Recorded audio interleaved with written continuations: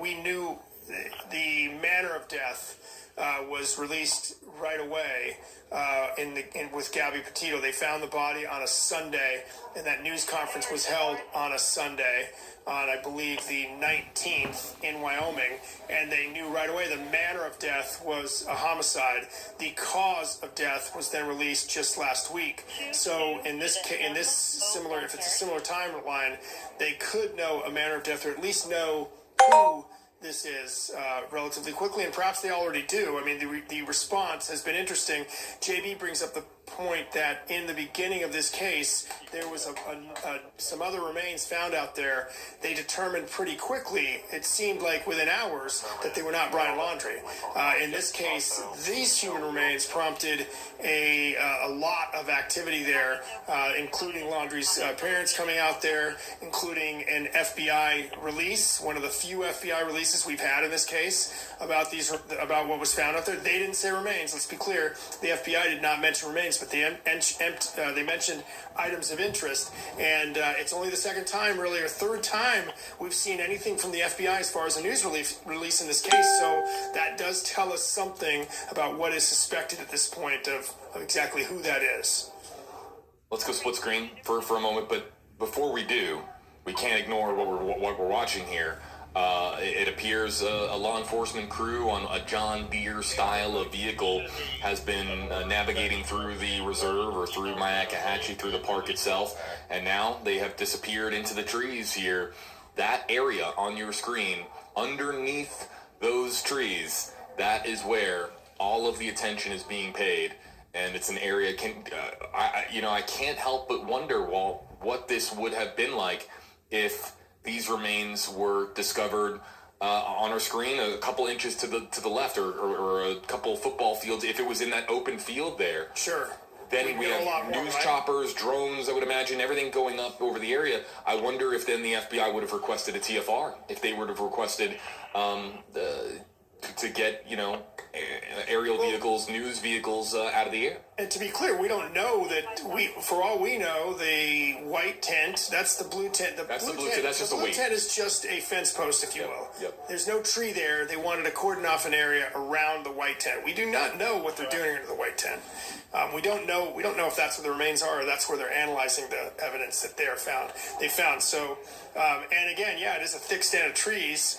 And in that way, I guess it is lucky for the FBI, because they, obviously we would not want to show human remains live on TV or taped on TV either, recorded on TV. So the tape is interesting because they've partitioned off this area and we don't know why.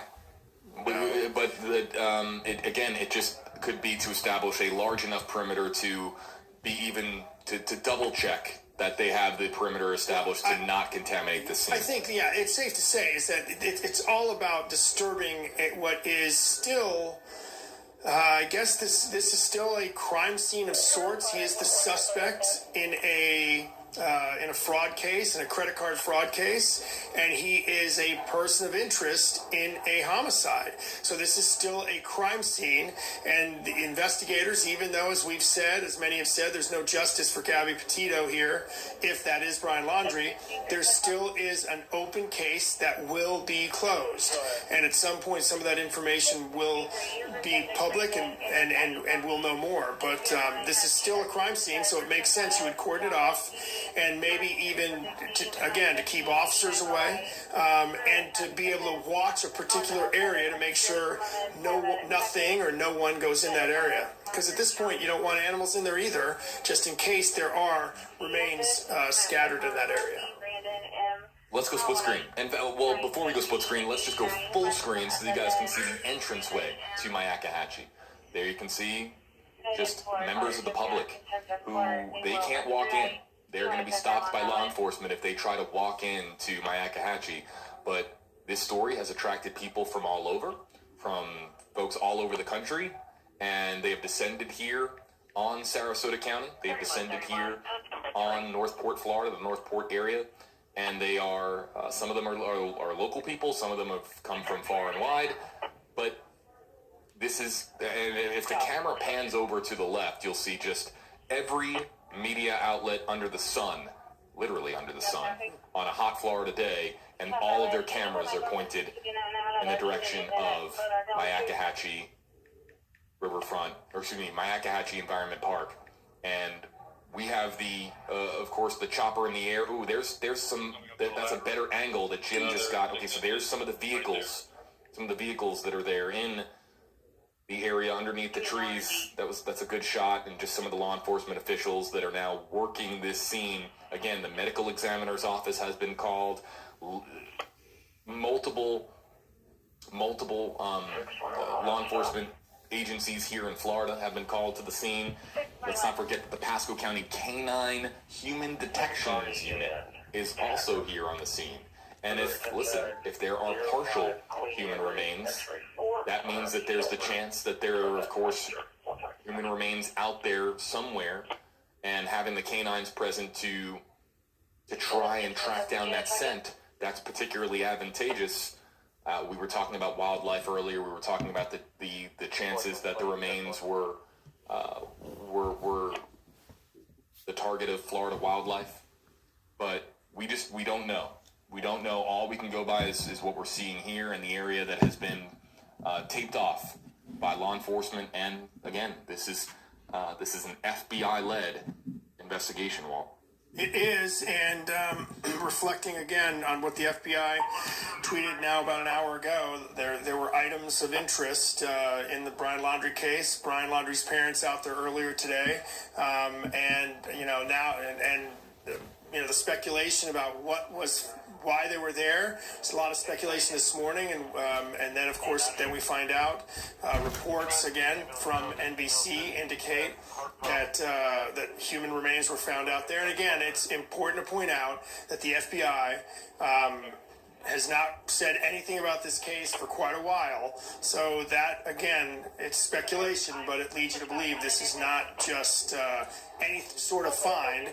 And there is a backpack down there somewhere, a backpack that we're told had things that would be consistent with what Brian Laundrie might have. Right below that stand of trees is where the white tent is and the activity is. And JB pointed out again, if trees aren't there, think about it's a much clearer view.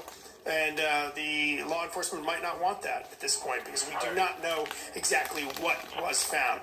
Just the report is human remains and a backpack with items that are that are consistent with what Brian Laundrie might have. So, and perhaps, I mean, JB, it makes sense that is why the parents would have gone out there this morning. The parents being there, the developments that occurred today, these are, again, these significant developments that so many people have been waiting for, but I don't know if it's the exact development that a majority of the public was hoping that they would actually learn to be true. And what I mean is that there were so many people, Walt, so many people that thought that the most direct avenue, the most direct way to get justice for Gabby was to find Brian Laundrie alive. By the definition of justice, yes. Either way, I think, sadly, a young life, 22-year-old's life ended in what many have said would be one of the worst possible ways. Strangulation, where you're seeing the suspect do that to you. Here's Powerline Road. This is the road that goes west to east, east to west, across now Carlton Reserve, and connects really the two sides. Talking about the Venice side near Carlton Reserve, the entrance to the Carlton Reserve itself, and then the Myakkahatchee side, which is closer to Northport, where the Ford Mustang convertible was found. That's on the east side. This is the road that kind of intersects and goes between one area of the reserve to the other. And let's go here full screen. Let's look at exactly what we're seeing here on Powerline Road. That's clearly a law enforcement vehicle. That's a sheriff vehicle. That might be Pasco County Sheriff. And this could be, if that's Pasco County, and I'm trying to see, it's really hard to see. And K-9 unit. You know what? Let's ask. Hold on, I can ask Jim. We can radio in the Eagle here. Jim, by any chance, did you catch, and I'm going to bring up your mic here, by any chance did you catch on Powerline Road there, was that Pasco County? It may have been. It's hard to tell. It was definitely two sheriff's vehicles, and I'm not sure about this black vehicle. It's either Is that a coroner's vehicle, perhaps? I think. That could be a coroner's vehicle. Really sure. Oh, there it is. Okay. Jim, there you see it. There's K9, and that's Pasco. Yep. So that's what I thought. The K9 unit. That is the K9 Human Detections Unit with Pasco County. Thank you, Jim. Jim, has that? Can Jim hear me? I don't think he can. Okay, I'm just curious if that is new. Is that vehicle been there a little while? Or did it just get there? So that vehicle arrived a few hours ago, and we know because we had confirmed that Pasco County, just like last week, that Pasco County was asked to brought in their K9 Human Detections Unit. And there it is on the scene. And then so here's another vantage point now. This showing all of the law enforcement vehicles that are at the scene inside the Carlton Reserve now.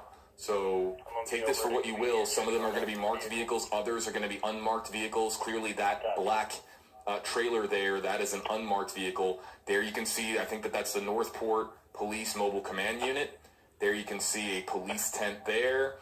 That's the volunteer law enforcement vehicle that we saw enter about a few hours ago. Northport Police SUVs. There's the Lee, I think that's the Lee County Sheriff. This is now interesting because this is all of the vehicles that we saw enter on the ground shot. This shot, we saw all these vehicles come in over the last several hours, one by one, trickle in here to the Carlton Reserve, and now they're here inside the reserve itself. So folks, we are refueling Eagle 8 HD, and the reason, and we'll let everybody know the reason as to why we're sending Eagle now. We aren't low enough on fuel to necessitate a refueling trip. However, we aren't just a live streaming platform. We also, of course, we have our newscasts on WFLA News Channel 8. We are your NBC station in Tampa, Florida, serving the Tampa Bay area. So Eagle 8 HD has to ground itself to fuel for 4 o'clock, 5 o'clock, 6 o'clock, 7 o'clock, 8 o'clock. Yes, we have a lot of newscasts here on your NBC station 8 on your side, WFLA News Channel 8 in Tampa, Florida. And so it's just about being able to reach our television audience in addition to reaching our digital audience. Back here with you live on stream with Walt Buteau. And we're just recapping what we are told by NBC News. Partial human remains have been found in the Carlton Reserve and the Myakkahatchee. It's tough. Yeah, it's a tough one. Good pinch hit there.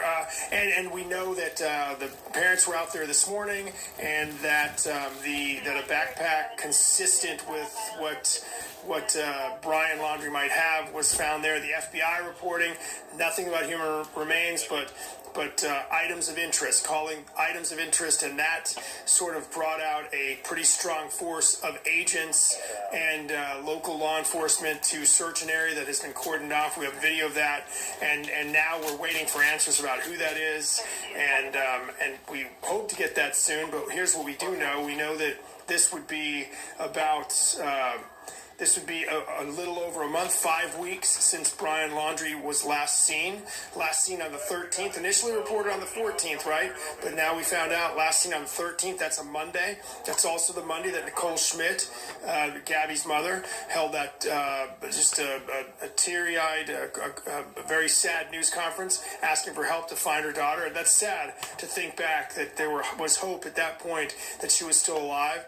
She had been reported missing on the 11th, and little did we know she had been dead, according to the FBI, for about 12 to 13 days. So we've now come full circle from sometime that short window between the 27th and the 30th is when we believe that Gabby Petito died, and now we are. Since then, we are almost exactly 2 months, almost 2 months. Since she was dead, there's now a second body that appears to be related to this case, at least for now, until we hear more from law enforcement.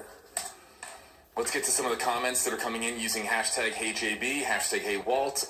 I have to, and I'm so sorry for our audience that has heard, I have to, it's mandatory for me to explain how this system works so that we don't animate comments on screen where people don't want their comments animated on screen, as we're here live outside of the entryway to the Myakkahatchee Park with Eagle 8 HD refueling.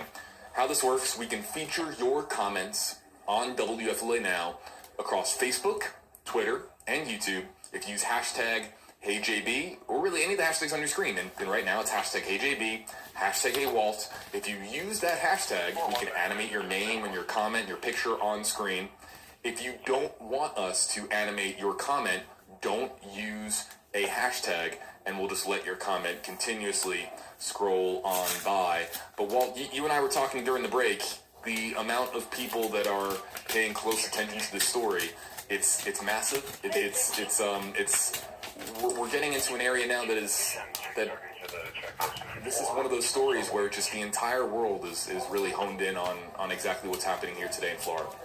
I've never seen anything like it as far as the interest in even the smaller headlines, tiny headlines, if you will, lesser parts of the story, where people just, the reaction is amazing. And by the way, speaking of that, a woman on Twitter sent me a picture. I wish I could show it. And she points out, and I'm not sure if we can check this out as well, under that blue tarp, she points to an area that I can't tell what it is, but the question is that a backpack? And I don't know. It looks like it could be a backpack, and we can analyze that later. JB, I know we're right next to each other. I'm going to send you a picture of it. I know you can use it, but it is interesting nonetheless. Let me see your phone. Actually, it's here. Look, take a look. Hold on, folks. Is that odd? What do you think that could be? Anything. Could be anything. Could be a backpack. I mean, I don't know. Is that why you would put that blue tent there, that blue tarp there? But anyway, yeah, the interest has been remarkable for me. I've covered news a long time. I was at 9/11. I've covered the station fire in Rhode Island, and where 100 people died, and horrible tragedy. And then, smaller events, investigative stories. But this story has consumed people in a lot of ways, and I think it is because of Gabby Petito's age, the fact that she was out there, put herself out there as a blogger. Some people, a woman got in touch with me from Florida who also had lost a daughter to domestic violence, and she said that she started following Gabby before this ever became a homicide investigation, and was rooted in that, and because it reminded her of her daughter. It reminds us of friends we've had. So that connection of somebody who put themselves out there, telegenic, so we have that connection. And then, of course, many of us see those videos after this becomes a missing persons case and then a homicide case. But I think that connection, and then, of course, many of the commenters on the stories I've posted, many have said they were also victims of domestic violence. So I think all those things kind of have come together to attract a worldwide audience for the story. It's remarkable. Let's get to this is the previous Eagle 8 HD video that we were showing you earlier, and we also have the live feed to show you here as well, showing you right outside the entrance to the park. Eagle 8 HD will be back in the air, and we'll be back in the air within 45 minutes. In fact, probably closer to about half an hour. It's just refueling for our evening newscast on WFLA News Channel 8, your NBC station here. Let's get to the hashtag HeyJB, hashtag HeyWalt, questions and comments that are coming in. Use a hashtag on your screen if you want your comment featured. If you don't, just don't use a hashtag. Don't use one of the hashtags. We can only animate the ones that use hashtag HeyJB, hashtag HeyWalt. I think we're going to really try to pay attention to Twitter, and look for the tweets with hashtag HeyJB, hashtag HeyWalt, because we're not actively live on Twitter, as I understand it, but we want to, of course, incorporate people on Twitter as well. So let's get to this one here first. From Amanda Berry. Hashtag HeyJB, hashtag HeyWalt. Do you guys think it's Brian Laundrie's remains? we have no idea of knowing. But let's just point out the blatantly obvious. There has never been this much attention paid to Mayakahatchee. Never had this much attention in law enforcement. As far as law enforcement resources being poured into this one spot. So if the medical examiner is there, and let's not forget, well, again, going back here a couple of weeks ago, really a month ago now, when they found the body at Carlton Reserve that was somebody else, they put it out immediately. Very quickly. They said, we found a body. Don't freak out. We found a body. It is not Brian Laundrie. I believe, if I remember correctly, it was somebody who had took their own life at the Carlton Reserve. And they just come across a body in their search. So another thing to point out, the FBI did not offer a news release or a tweet back then. In this case, the FBI tweeted items of interest were located at the Carlton Reserve this morning in connection with the search for Brian Laundrie. Now, then we find out the medical examiner's out there as well. The FBI has not said anything about human remains, but we hear that through NBC sources that there are human remains, and we do know there's a medical examiner. So do we think it's Brian Laundrie? I'm not going to answer that question, but there is a lot of what I would call circumstantial evidence that would make you suspect that they think they have Brian Laundrie. Tapping the touchscreen here, we got a new feed available to show our audience, and it's from the home of Chris and Roberta Laundrie. Still media attention here outside of the home. There you can see the silver Ford Mustang convertible that we have been talking about. And as we understand it, I will try to answer this question from Siobhan Owen. #HJB, #AWalt. Do we know where the Laundrie parents are now? Back home, we're still at the reserve. As we understand it, the Laundrie parents, Chris and Roberta, are here in Northport at their home. Their vehicles are there, so correct. Logical. And I'm sure this is it's not something anybody's talking about, but they lost. If this is Brian Laundrie, they lost a child as well.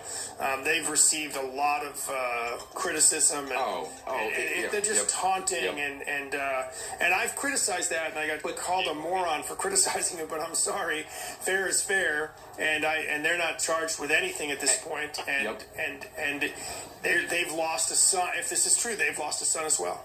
And let me explain. I think the foundation and the core of the vitriol for Chris and Roberta Laundrie. Let me explain where that stems from. When Gabby was missing, and Joe Petito, Gabby's dad, and Nicole Schmidt, Gabby's mom, all they wanted were answers. And they were calling, texting, doing everything that they could, trying to get a hold of Chris and Roberta and Brian at the time, and doing everything that they could just to get an answer. Where's Gabby? They didn't care. They point to a map. Just tell us, where's Gabby? We want to find our daughter.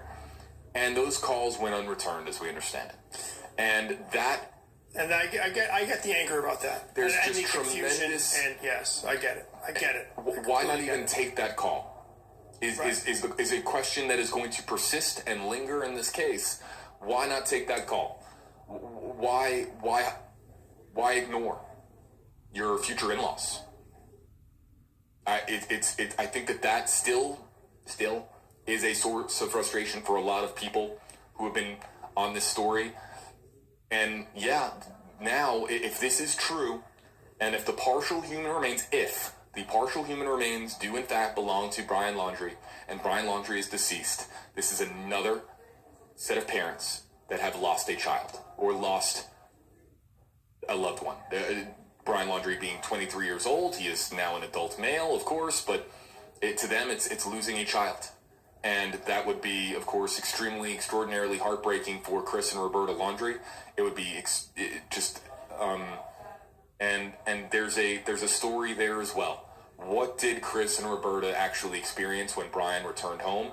He did drive the vehicle home. How did we get from that point to the point that we're at now? And I am just curious. Will Chris and Roberta Laundrie ever explain to the world what happened? Will they ever provide answers? We've had one family that has not been shy as far as talking to the media. I met with them during their visit here to Florida, what was that, a week and a half ago now. And just there have been very open and honest throughout this process, even as they've been dealing with tremendous grief. Will there be openness and honesty from Chris and Roberta Laundrie? But let's also just keep in mind that they are going through an extraordinarily difficult day, provided that these partial human remains do in fact belong to their son. This would be a parent's nightmare. Yeah. It doesn't get worse for a parent to learn that you've lost your child. So, but there's still people that just want to know the fundamental answer to the fundamental question: what happened? What do they know, and why didn't they tell anybody? Obviously, though, we know that by the time Brian Laundrie, or we know from what the FBI has said, by the time Brian Laundrie was back in Florida on September 1st, Gabby Petito was already deceased, according to investigators. So there's no knowing, we don't know what he told his parents. We have no idea. There's been only speculation about that. But yes, what we do know now is, or what we suspect now, if this is the body of Brian Laundrie, they have lost a son. Obviously, the outpouring is going to be far greater for Gabby Petito because she's the victim of a homicide. Will we ever know who committed that homicide?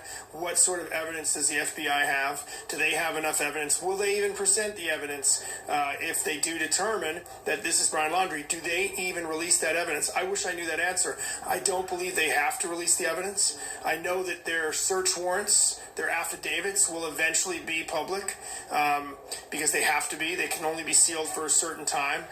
So we will know more from that. But what will the FBI release? It's a high-profile case, and the FBI, I'm sorry, they love headlines too. They love headlines. They love to solve crimes, and they love headlines because I think their funding, I'm sure, is fine, but they need to prove that funding. They love the headlines. So do they respond to the public outcry for information? And if this indeed is Brian Laundrie, do they explain what they know? Do they release what they know? Because there's not going to be a court case. There could be a lawsuit, though. There could still be a lawsuit. There could still be a lawsuit filed by the Petitos and the Schmidt family. That could still happen, and that would force the release of some information. That's still a possibility. We're going to get to more #HeyJB, #HeyWalt questions and comments in a moment. File them in now, because I'm going to start looking for them here in a second. Our team is going to add them to the queue. So if you want your comment to be featured, if you want to be part of our interactive coverage here, and you want to point out something to us or ask something, use #HeyJB, #HeyWalt now, and we'll start to look for those. But I want to make something clear, and I am on the record saying this for the last several weeks, as I've had an opportunity to process the timeline, as I have had an opportunity to process what has occurred since Brian's return home to Florida from Wyoming, from the cross-country road trip with Gabby Petito. There's one thing that has just always stuck out to me as very strange, and it's the Fort DeSoto camping trip. Going camping, appearing to be happy, being with your sister, and being with your nephew or nephews. Something breaking right now. JB's looking at a message. Yeah. All right, folks, 4:30, there's going to be a statement to the media, the FBI, and we have seen this come up in the comment section, okay? We know that there's been talk of this. It's now confirmed. It is 100% confirmed. The FBI has put out a press release. They are going to be making an announcement at 4:30 Eastern Time. That is 1 hour and 5 minutes from now. We're going to be live on WFLA, and we're not going anywhere. You know that. We're going to be live on WFLA now. Well, are they holding a news conference? Is that what it said? They are holding a news conference. And they say that they are going to be reading or releasing a statement. And I'm going to just, from covering many federal press conferences or FBI press conferences, I can assure you that it's going to be very similar to the last FBI press conference, which was held in Wyoming, of course, where Gabby Petito's remains were found. I'm just going to tell you that it's going to be them reading a statement and no question or answer. I'd be shocked, Walt, if they answer questions at this press conference. Because can you imagine? Can you imagine for a second just how many questions there are to answer? There's no way they could be live for an hour and not answer half of them. The questions that people have about this story. Did they answer questions when they released? No. They did not. Okay. The FBI. That is standard operating procedure. So I get that. That's interesting, and I think it also is telling. But it still could go either way. I'm not going to say it's definitely one thing or the other. By the way, quick update. Not that it's not that big a deal. That item we saw in that under the blue tent appears to be the bag for the tent, not the backpack. Just wanted to put that out there. Yeah, no, I'm sorry. No, I was going to say, so, I mean, but again, 4:30, an hour and 4 minutes away, and that could be a very huge piece to this very tragic puzzle.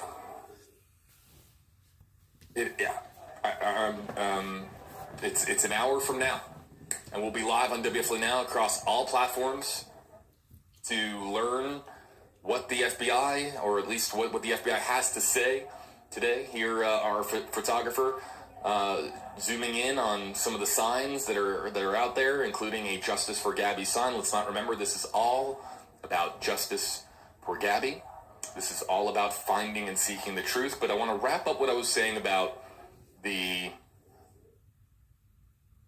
Fort DeSoto camping trip. It was so normal to do that. So normal. If your family is dealing with crisis, going camping isn't really high on your priority list. And I've talked about this at great length on previous streams, and I'm reiterating some of the comments that I have made previously. It just always, when people ask me, JD, what is there something about this that particularly just doesn't feel right to you? And I always point to the September 6th, September 7th camping trip. That's a week after Brian Laundrie got back and is camping with his family. Cassie Laundrie was there with her family. Chris and Roberta were there. It was Lot 001, waterfront at Fort DeSoto campground there in southern Pinellas County. And did Chris and Roberta really know? Did Cassie have any idea? Now, the question has always been, why wouldn't you? If you're Brian Laundrie, aren't you telling your parents what has happened or that something occurred? If you're going down that road and you're thinking like that? But that's based on the assumption that, again, Brian Laundrie had, a direct connection to Gabby Petito's death, which I think a lot of people automatically, or there's nothing that you're going to tell to people that tells them otherwise. But if you go beyond that for a second, that we don't have any idea whether or not Brian Laundrie told his parents what had happened on the road. Right. Or if he did, whether he wasn't telling the truth and wasn't being honest. So there's been all of this vitriol for Chris and Roberta Laundrie, but it all circles back to, why wouldn't Chris and Roberta take a phone call from Joe Petito and Nicole Schmidt, Gabby's mom and dad? Why aren't you answering the phone? If Chris and Roberta Laundrie were here right now, that's probably the first thing I would ask them. Again, just semantics-based question. Of course, they're dealing with an extremely trying time here today, as we're about to learn in an hour from now what these partial remains are that have been found at the Carlton Reserve. But if we were talking about just semantics of the case, I would say, what was there a reason why you didn't? What was the exact reason why you were not taking the Petito Schmidt phone calls at that time when they were just trying to desperately find their daughter, as any mom and dad would?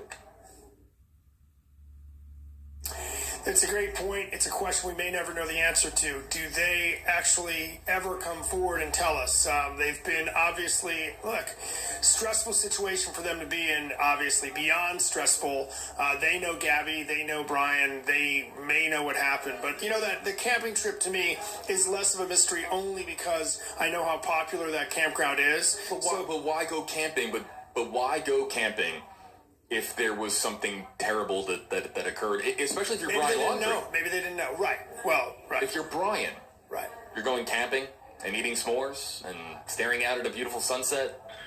Well, you can take a dive into his mind and we've done that, right? And realize that not everybody has the same conscience, and that's. And we were talking yesterday, Walt, and I wish that you had been part of our stream yesterday. I was talking with Josh Benson about how in some cases of extremely, in the minds of a person, and again, we're speaking in generalities here, we're not speaking about Brian Laundrie, but in the minds of somebody that commit an extremely violent crime, that some minds will automatically revert to straight denial. And Absolutely. will create and fabricate Absolutely. a reality within their mind that they did not occur such a heinous act, or did not commit such a heinous act. Well, I get the question a lot from various stories we cover, and people will ask, how could somebody do that? And I always tell them the same thing. You have a conscience.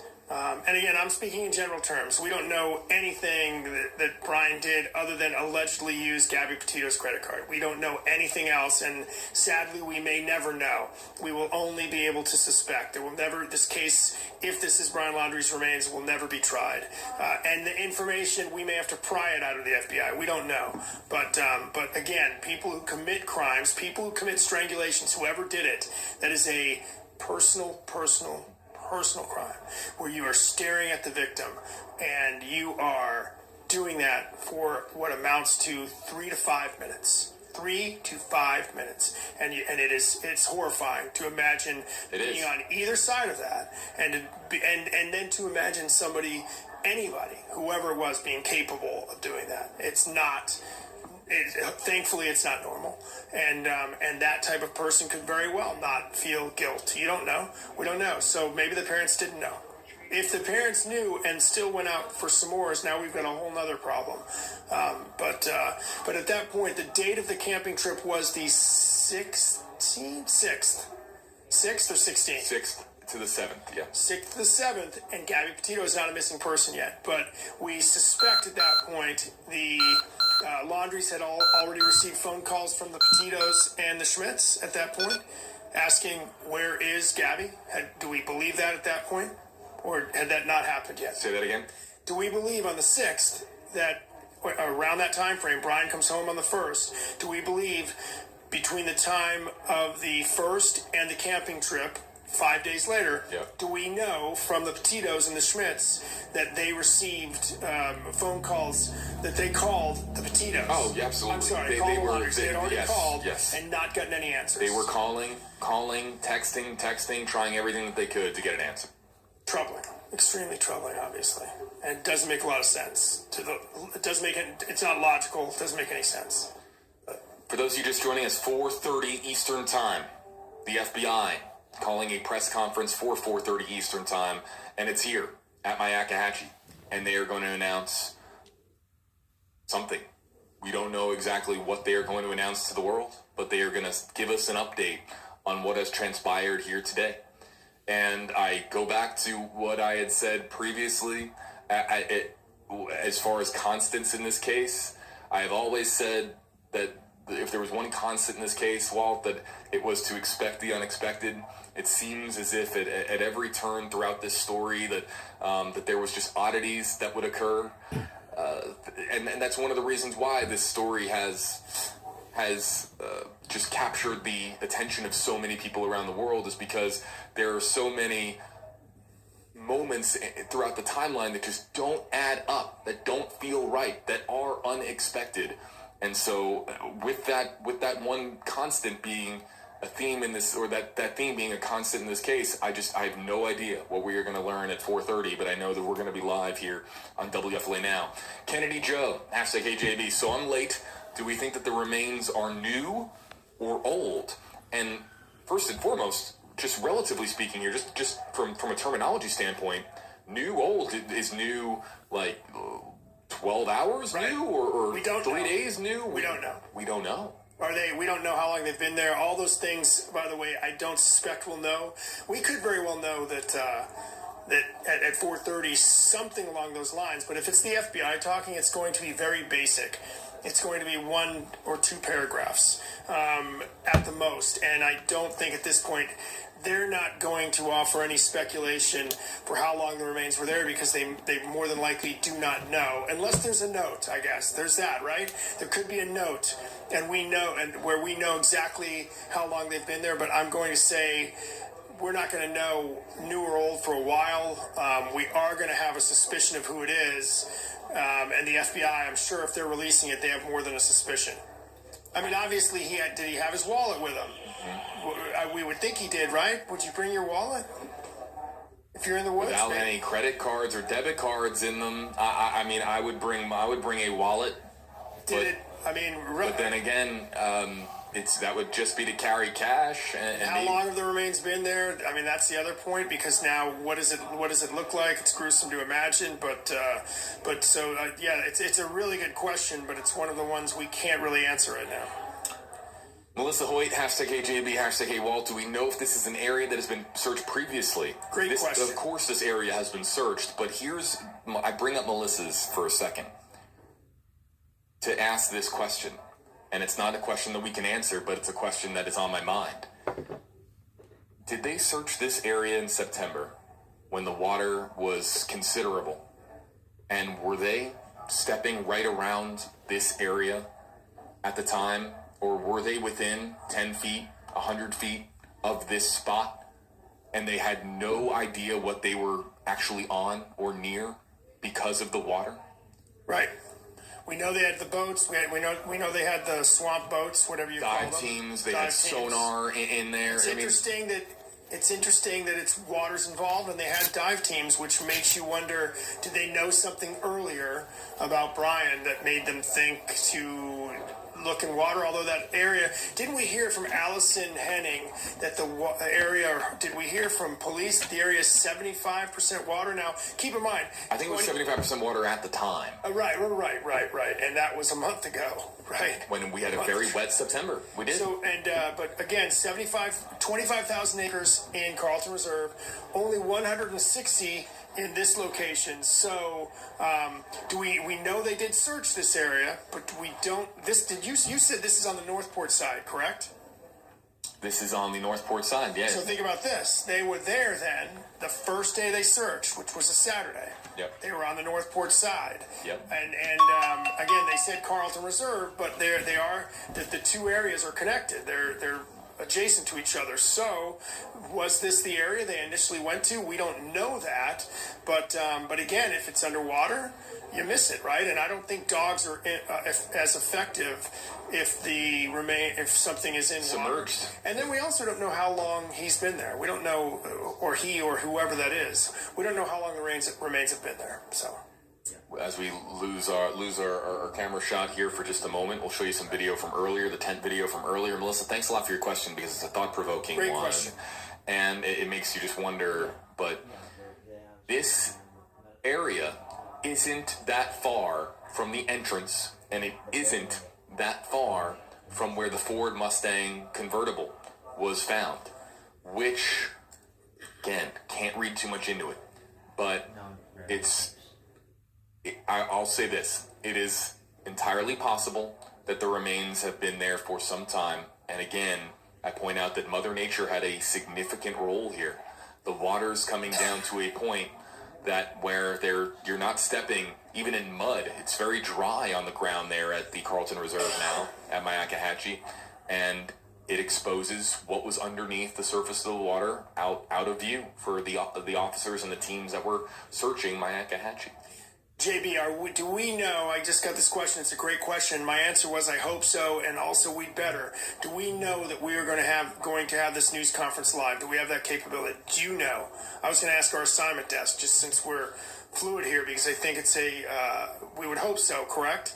Or is it out of Denton? No, it's going to be there. It's going to be at this scene, correct? It's at Myakkahatchee, and I would imagine that if they are doing a press conference for the press, they're going to do it in a spot that is available to the press. But it's worth noting, now we got time. It's 50 minutes away. There hasn't been a makeshift podium set up. There hasn't been an area where there is? Oh, no, I'm sorry. She was responding to somebody else. What you'll see is the media come together. Even photographers with different networks and different media affiliates, and what they will do is somebody will provide a makeshift stand or podium, and a light stand a lot of times. Yep, and what that will do, yes, the duct tape is key. And what they will Mics do, are wrapped on duct tape. Walt and I have been at these press conferences, and you'll see the media kind of come together because they want to. It's really actually just because they want to have the best mic placement. You know, when you'll see a press conference at an area like this, and you'll see it looks like there's I don't know, 50 to 60 microphones all like piled onto one spot, and you're thinking, why don't they just use one microphone? It's because they don't have the technological capability to do one microphone. Right. It's all of these microphones together, and that area is likely being formed right now.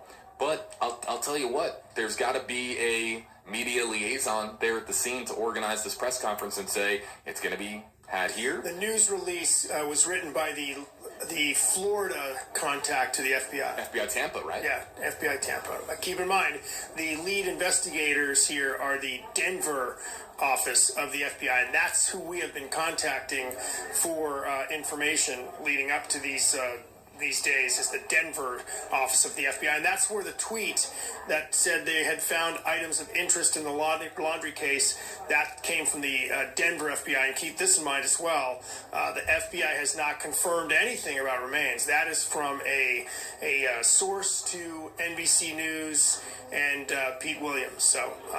So we don't know what we're going to get at 4:30. We can only sort of assume what we'll get. But again, as JB pointed out, it's been a crazy story with a lot of twists and turns. Very few items on that timeline. If we think back just 6 weeks ago. 6 weeks ago, I got to do the math. 6 weeks ago, we didn't even know who Gabby Petito was. A few people did because they were following our blog, right? Yep. We didn't know these names, and now they've been part of these thoughts and all these developments. For a while, it was a development a day, and it slowed down to a crawl over the weekend, where there weren't many stories at all. There were very few, even nationally, there were very few media stories. But the laundry case, it had been probably the slowest weekend, right? And since the case broke. And now we have this a mere 3 days later. There were people that, were chiming in saying this case is officially a cold case, and it's time to, and I received a lot of messages from people saying, JB, it's time to start paying attention to other missing person cases. And believe me, now let's make this clear, I serve the Tampa Bay area, and that's my coverage area, and that's what I'm told and directed and assigned to focus on. And believe me, we're ready to jump on any missing persons case. But that's not new for us. That's the thing. I'll make this clear. We've been covering missing persons cases all the time. This one just captured the public attention, the captured Twitter sphere and social media in a way that few ever have, if any ever have. This was the missing person case that has received the most attention that I've ever seen in modern day journalism. I've never seen no doubt, like and I think when you talk about modern day journalism, it is a very visual medium now. Newspapers are dying. Newspapers everywhere are dying. They're laying people off. Organizations like this are growing, and it's all based on pictures. TikTok is pictures. Twitter is pictures. Instagram, and that, pictures. Right. And people have criticized us, and by the way, we're big boys and we can take it. And I think the criticism is deserved. Do we cover every single missing person case? Not necessarily. There's criteria for us, right? We do not generally handle certain missing person cases. But in this case, if I'm telling you, this case had the visual element right away. We saw these people in 3 dimensions talking, smiling together. This very telegenic couple that seemed so happy. And then we also have, again, modern technology, the body cam video from the. Am I gonna get? God, those dates are in my mind. What date was the body cam? August. Oh boy.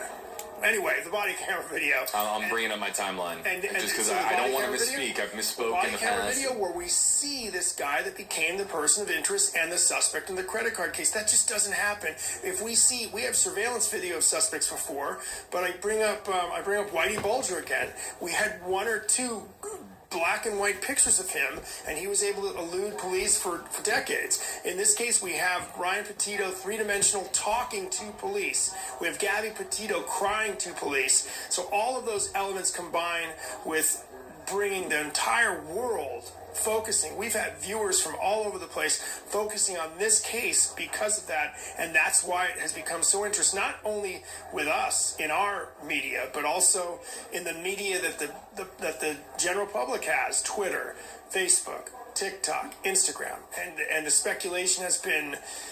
It's been spectacular to me to watch, just as a sort of almost like a journalism class, to see how big a story like this became because of the way media has expanded in recent years and decades. This is going to change the conversation with missing persons in the United States. I've, again, had conversations with Gabby's family.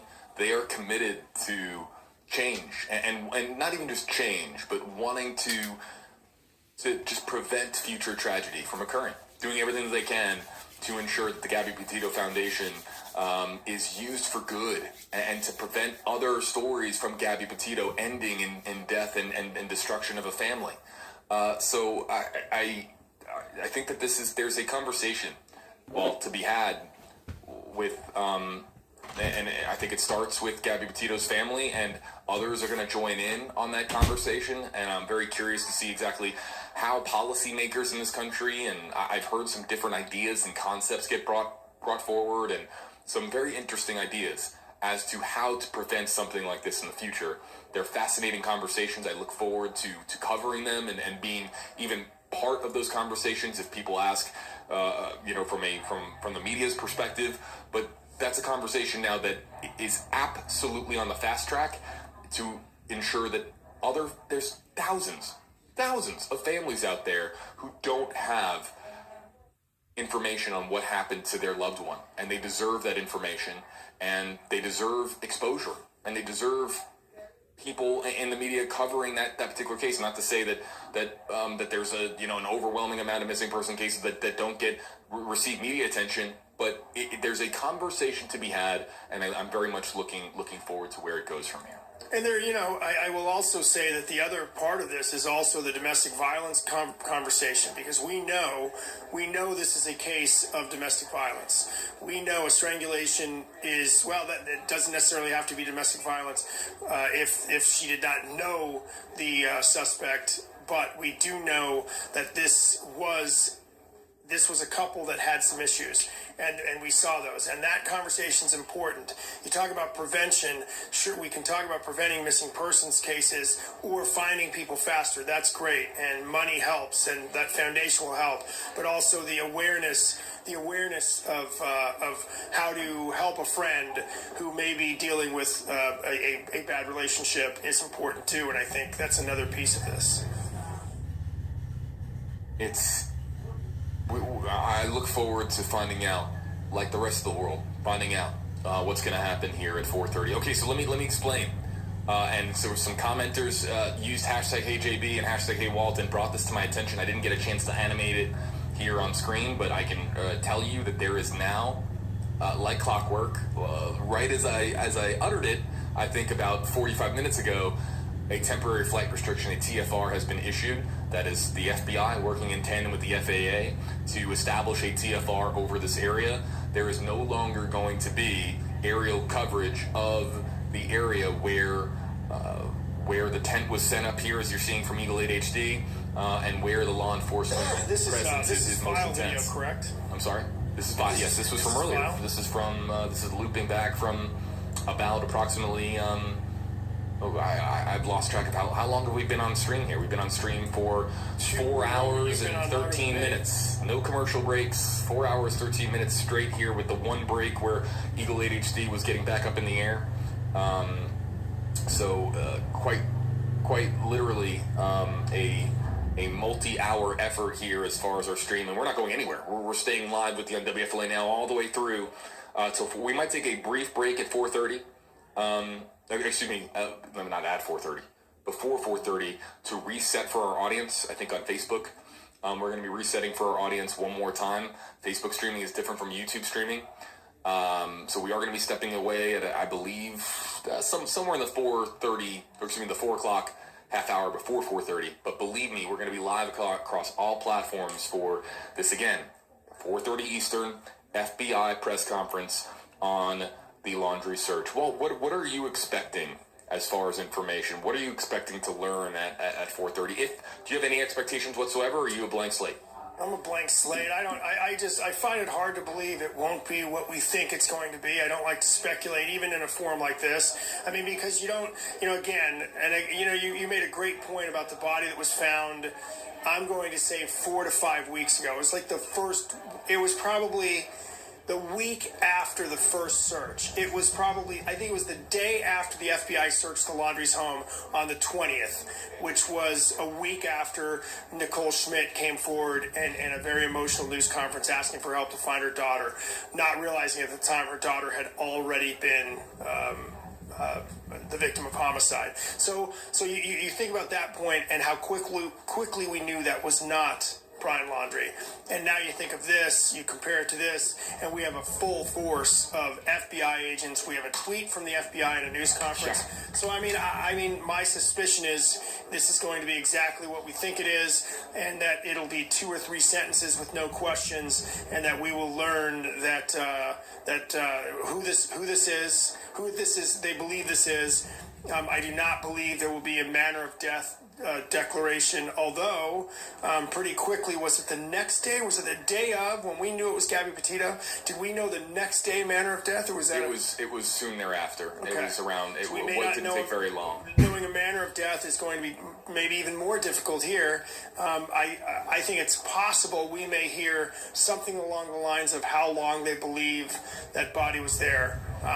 But other than that, the details are going to be slow to come out, because again, it's the FBI, and the FBI likes to get all the ducks in a row before they come to the media. I respect that, even if it does delay what we do in telling a particular story. But I do absolutely 100% respect how detailed an investigation like this has to be, even if this is the final part of the investigation. Because if this is Brian Laundrie, there's not going to be a trial. And we don't even know if there's going to be a news release of anything of what they suspect. We know that if it's documented, those affidavits should become public at some point, and we'll learn more. But at this point, I expect a brief news conference. What about you? What do you expect? I expect a brief news conference, and I expect something along the lines of what we know. That the FBI has discovered partial human remains. I expect that they will say that they cannot confirm the identity of those remains at this time until a forensic examination is completed.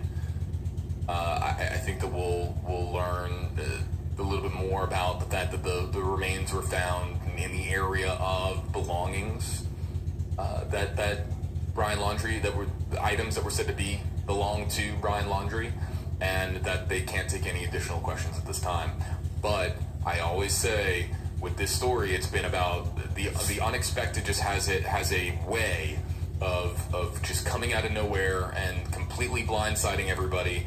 And I guess you could say that it's about that we are owed something that isn't out of left field, that it isn't going to be entirely unexpected of a press conference. But there have just been so many unexpected twists and turns in this case that I quite literally don't have any idea of what to expect, but that's what my brain goes in thinking, that we're going to find out that the remains have been that they have found partial remains, and that it is going to be connected to the belongings that were discovered here at the Carlton Reserve. So if those belongings, I believe that that they could very well tell us who they think those belongings belong to, if you will. And if they are connected to this, that would be the first items found after roughly 5 weeks of searching. Is that correct? Is that accurate? Say that one more time. The first items found out there, right? Oh yeah, no, there hasn't been. Has been nothing found. Well, fascinating. Well, hold on though. There's the chance that they found something and they just didn't announce it to the media. Very possible. And that has been speculation for weeks. People saying, oh my God, did they find something? And that's the reason that they're searching endlessly here.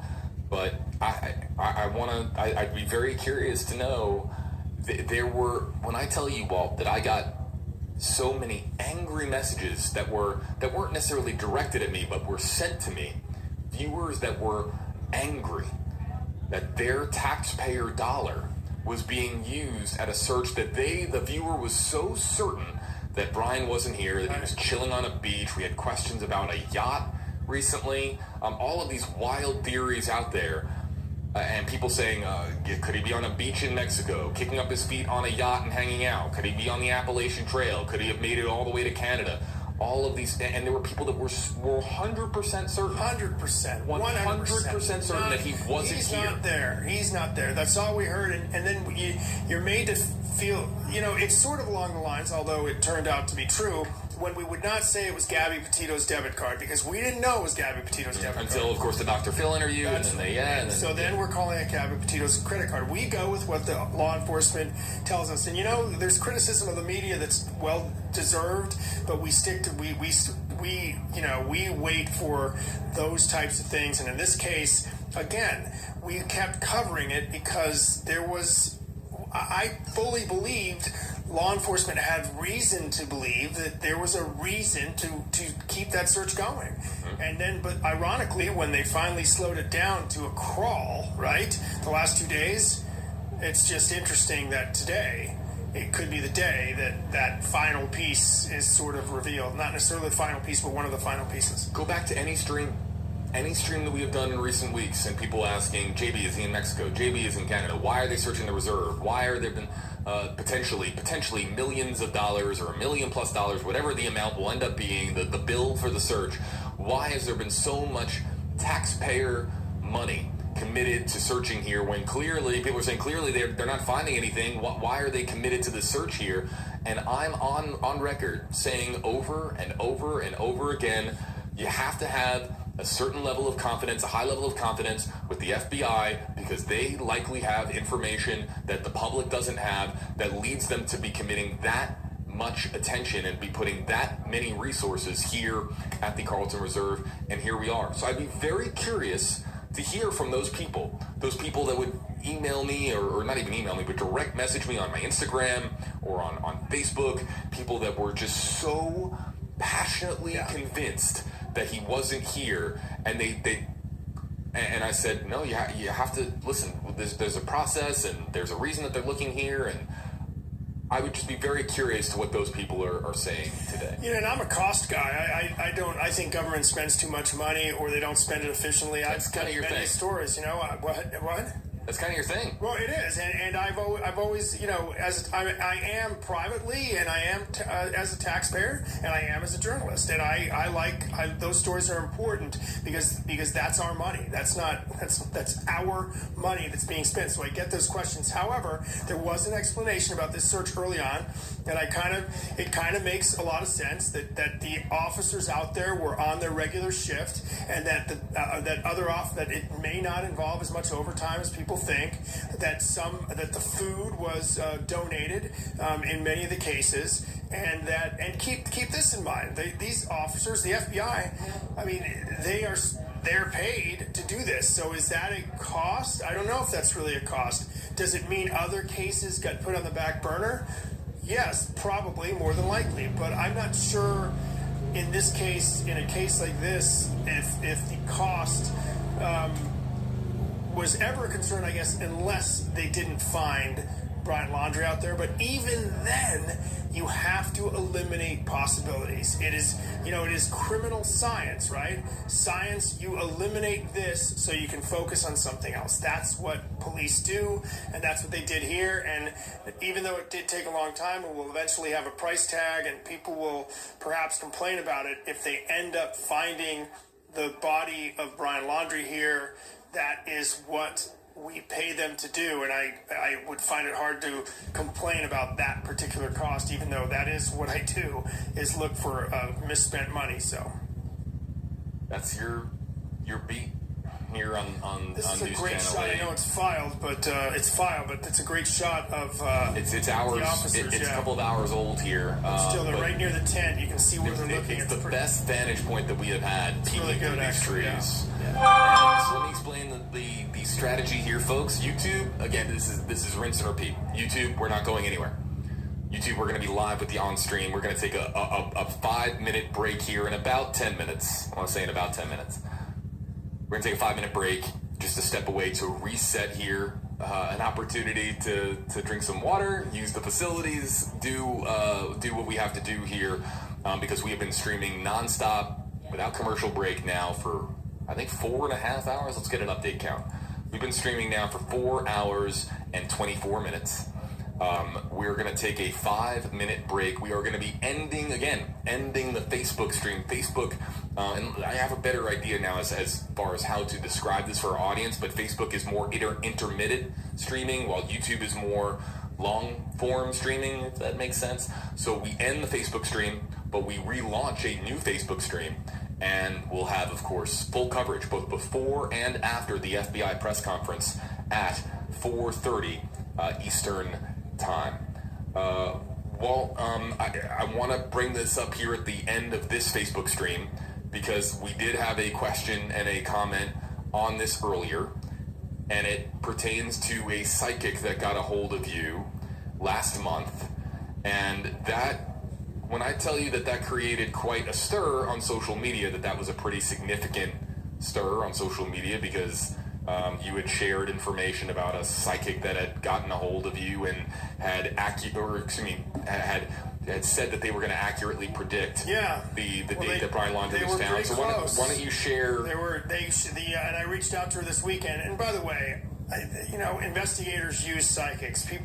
I have people roll their eyes when I bring up this story, but I'm sorry. It's something that has been used by investigators, and did they use it here? I don't know. But this woman, on the 21st of September, told me it would be 28 days from then when they would find Brian Laundrie. So at first, if you count the 21st, that meant Monday. But as my wife pointed out, wait a minute, day one is actually the 22nd of September. That means 28 days was yesterday. And the body was found today on day 29. Does it make you believe in the psychic? I don't know. I will tell you this. The psychic predicted also that Brian Laundrie would be alive. That's not accurate. Well, we don't know. Let me rephrase that. We don't think that that's going to be accurate. And also predicted that, and this is sort of, and I'm as skeptical as the next guy, but this end would be found, she did say, near water. Near the banks is how she put it. So really, in the end, it turned out to be, water ended up, and the water was a big role in this, just not in the way that was originally thought to be. Right, and again, water we don't know if it's the end. We don't know if the end, but if it is the end, then that particular psychic was pretty close. It gave me an exact day, not a round number. So I don't know. It's interesting, very interesting. I think it's something that people have been reaching out to me. What day did she say? What day did she say? And I did reach out to her on over the weekend, and she said, I still see that happening. But again, she thought he'd be alive. And we don't know that he's not at this point. We do not know anything. We'll find out more at 4:30. We'll find out more in 27 minutes. But again, 28 days from the 21st of September brings us to Tuesday. Today's Wednesday. So one more comment from our Facebook audience in this one particular Facebook stream. Becky Lunsford, #AJB. So chances are he's been in there for a while if this is his remains. And yes to Becky. That there is a chance that he has been in here for a while if this is in fact his remains. Does this mean that he was wandering here for weeks and weeks and weeks before? Interesting. Something if it's true, if that's true, that is just we don't know the time of death. We don't even know that the remains belong to Brian Laundrie yet. But it's not as if that Brian Laundrie left the Carlton Reserve, had a fun weekend in Miami and then returned to the Carlton Reserve. We don't know that, do we? Well, I think that we can say that. I will tell you this, though. I saw many experts, and this story's been done by, we did it, I think Allison Henning did it. I've seen other media do it about the whole probability of being able to survive in a place like that. Yes. And most people said it wasn't a big probability, that it was it's a 2 to 3 week thing, that you would have had to have something to clean the water. You need the water, you need food. We do know something that that he had some skills, but we don't know how great the skills were. So yeah, for all we know, the time of death will be 2 or 3 weeks ago, and the reason the remains were not found, was because of the water, and the water has receded, dried up.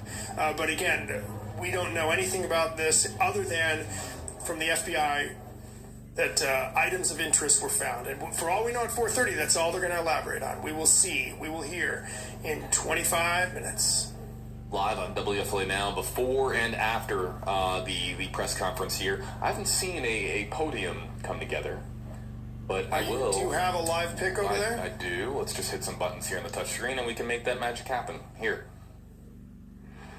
So, no, look at that, right? Yeah, see, there's right the there. mic stand. That's the mic stand that we were talking about. This is how now media comes together. So there's a little plastic. This is new. I haven't seen this anyplace else. It's a little piece of plexiglass or PVC. It's got little holes in it, and it'll fit multiple microphones. I've seen this only here in Florida. I think I was told. I think a photographer invented it. Somebody told me that. But yeah, there you go. You have how many mics you have? I think you can fit 16. So there you have it. There will be some competition for getting a prominent spot, and it's this is a little behind the scenes of what goes on before the mass audience press conference gets underway.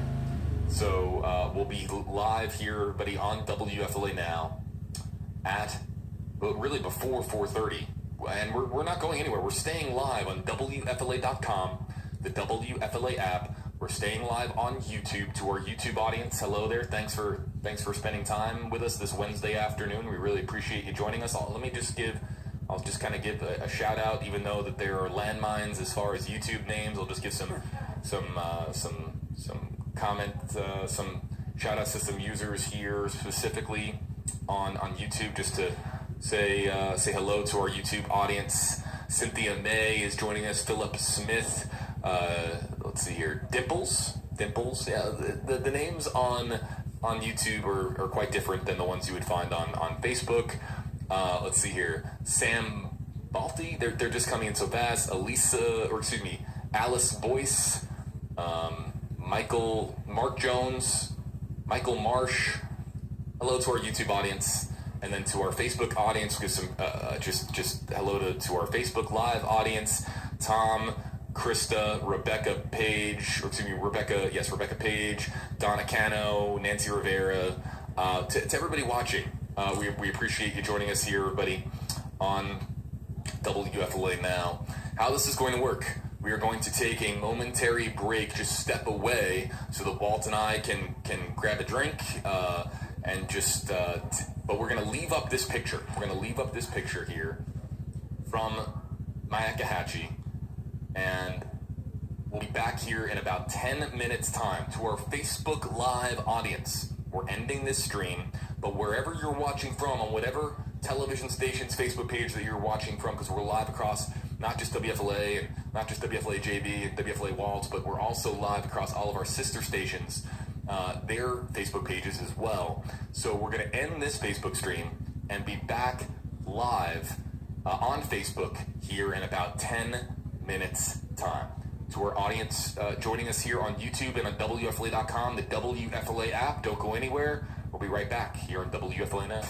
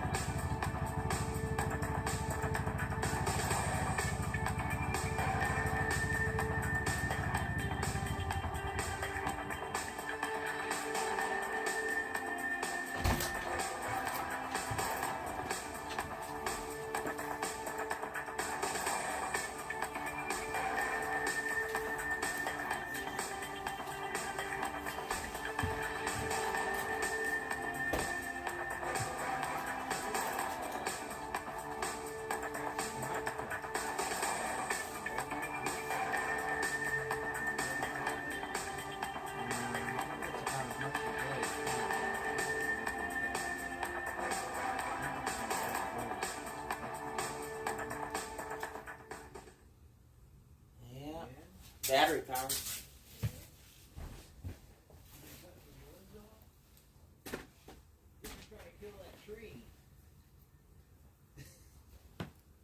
That's what you're trying to do. You're trying to kill that tree so it will not become... No.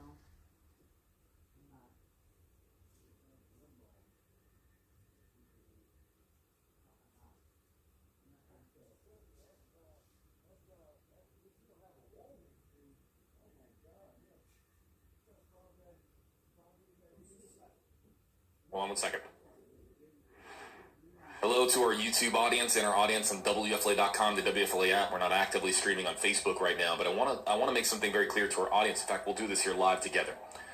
This shot, we're in a very remote area, and the shot is very, Walt, it is...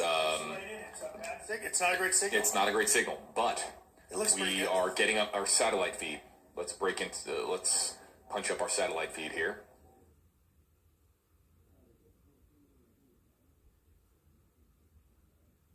That's Significantly better. Significantly better. So, 4:30 Eastern press conference live via satellite now. The FBI press conference on the laundry search efforts. We'll have that for you coming up here on WFLA Now.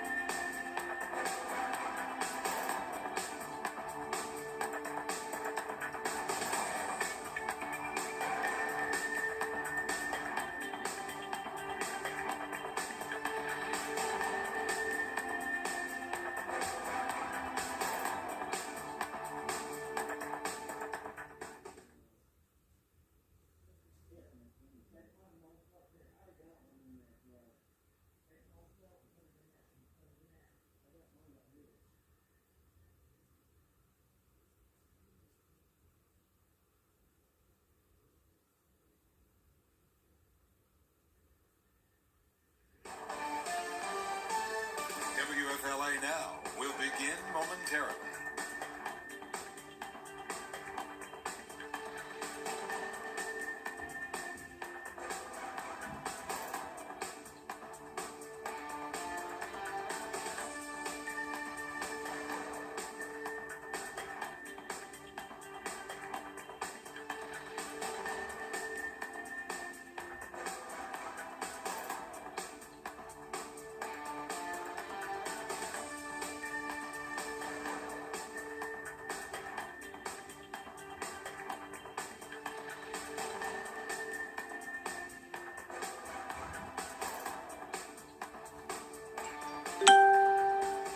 WFLA Now will begin momentarily.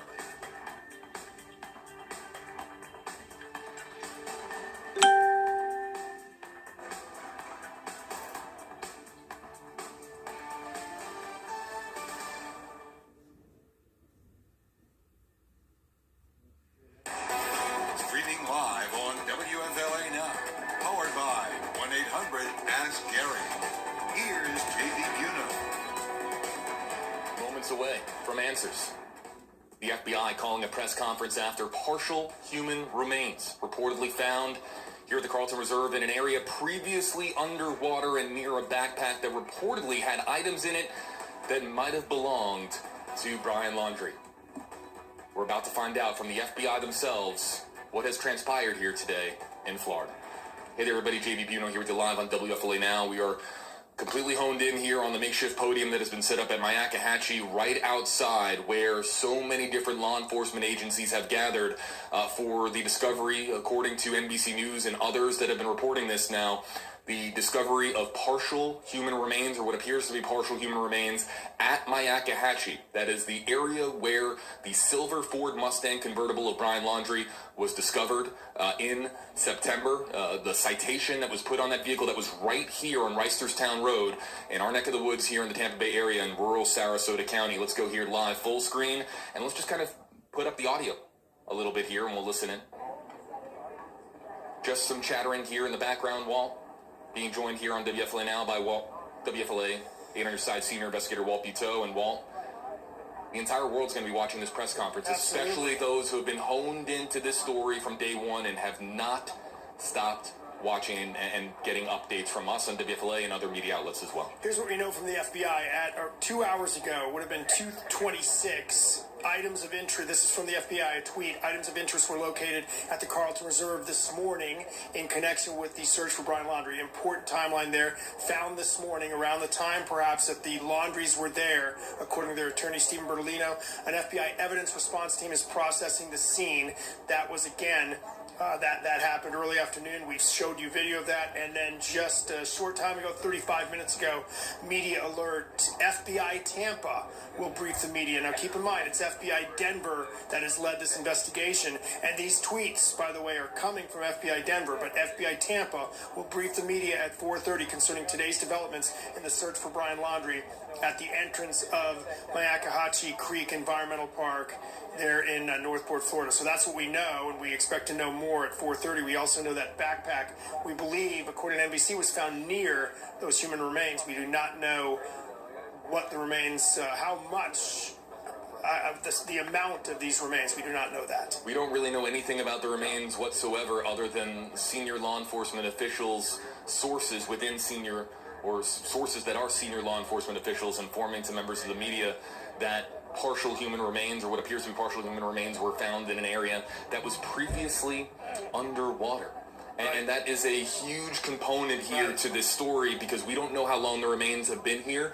But remember back to September, how wet this area was. I mean, we're talking in some areas knee-deep, waist-deep in water.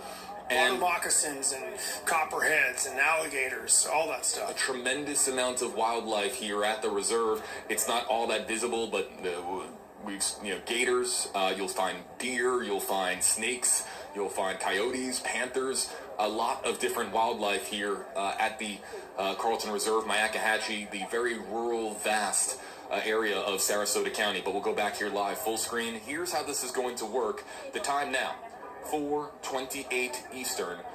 We don't know how how if the FBI is going to be on time here, but of course we're staying here with you live on WFLA Now. We're going to wait for the FBI to step up to the podium here, and immediately after the press conference is over, Walt and I are here with you live to break down what we have learned. We're going to take your hashtag HeyJB, hashtag HeyWalt questions, because we're going to learn a good amount here, or at least we can only hope that we're going to be provided with some answers, Walt, and there's going to be tons of questions that are going to get asked in the aftermath of this press conference.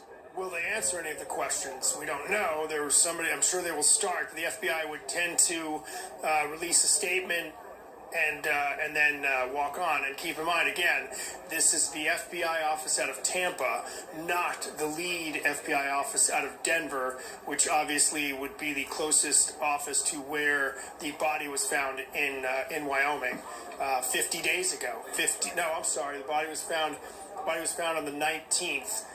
So it's been about 40 days, but it was about 50 days ago when, according to various documents, we can narrow down that Gabby Petito was allegedly killed. The victim of homicide, according to the FBI, the victim of strangulation, according to the medical examiner.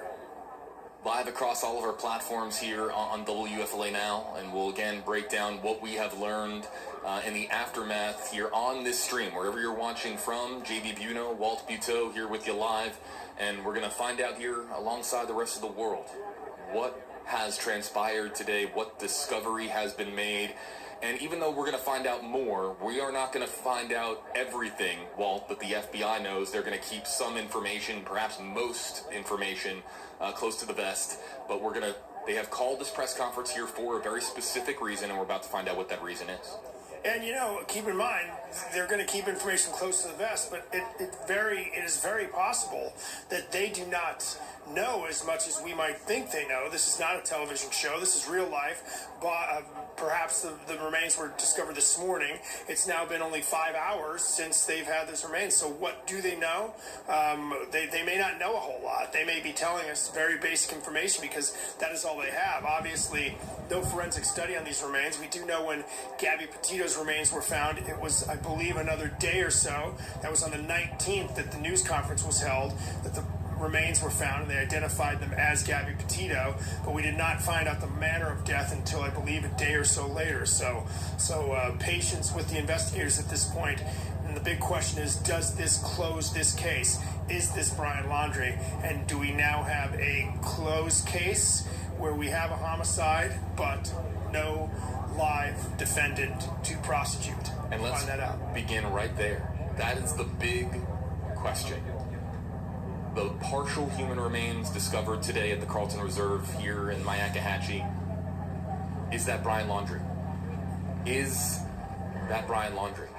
So many people, of course, have been on the lookout for Brian Laundrie. There have been sightings. Here comes the FBI. We're back here with you live on WFLA Now immediately after the press conference.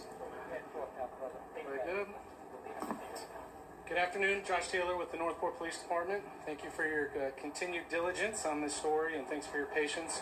As you know, the Northport Police Department has worked collaboratively with the FBI throughout this investigation.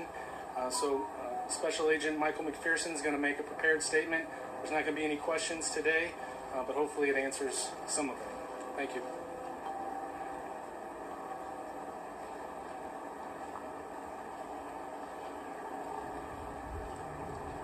Good afternoon. My name is Michael McPherson. I'm the Special Agent in charge of the FBI Tampa Division. As you're aware, the FBI and the Northport Police Department and our state and local law enforcement partners have been searching the area of the Carlton Reserve for Brian Laundrie, a person of interest in the murder of Gabby Petito. Earlier today, investigators found what appears to be human remains, along with personal items such as a backpack and notebook belonging to Brian Laundrie. These items were found in an area that up until recently have been underwater. Our evidence response team is on scene using all available forensic resources to process the area. It's likely the team will be on scene for several days. I know you have a lot of questions, but we don't have all the answers yet. We are working diligently to get those answers for you. We are grateful for the dedication and professionalism of the Northport Police Department. along with our partners from the state and local agencies. Complex investigations such as this cannot be accomplished by one agency alone, but there's just too many agencies to name them all here today. Portions of the Myakkahatchee Creek Environment Park and Carlton Reserve will remain closed to the public until further notice. This is an active and ongoing investigation, so we ask the public to maintain distance from any law enforcement personnel, equipment, vehicles, and other related activity for the safety of the public and to protect the integrity of our work. We have no additional comment related to today's activities. Our FBI Denver office is the lead investigative agency, and all future inquiries should be directed to them. We appreciate the tremendous support from the public and continue to ask for your assistance in bringing this investigation to close. Thank you. Was the backpack found near the body? Justice for Gabby! Justice for Gabby! Justice for Gabby! Justice for Gabby! Justice for Gabby! Justice for Gabby! Justice for Gabby! Justice for Gabby! Justice for Gabby! Justice for Gabby! Justice for Gabby! Justice for Gabby! Justice for Gabby! Justice for Gabby! Justice for Gabby! Breaking news on WFLA Now. Here's JB Buno. You hear the calls. Justice for Gabby. After the FBI announces information that we have been receiving over the last several hours. Partial human remains discovered here today at the Carlton Reserve near a backpack and a notebook. A backpack and a notebook that might belong to Brian Laundrie, a scene that is now going to take several days for them to comb through. An evidence response team with the FBI and other law enforcement agencies here at the scene in Florida.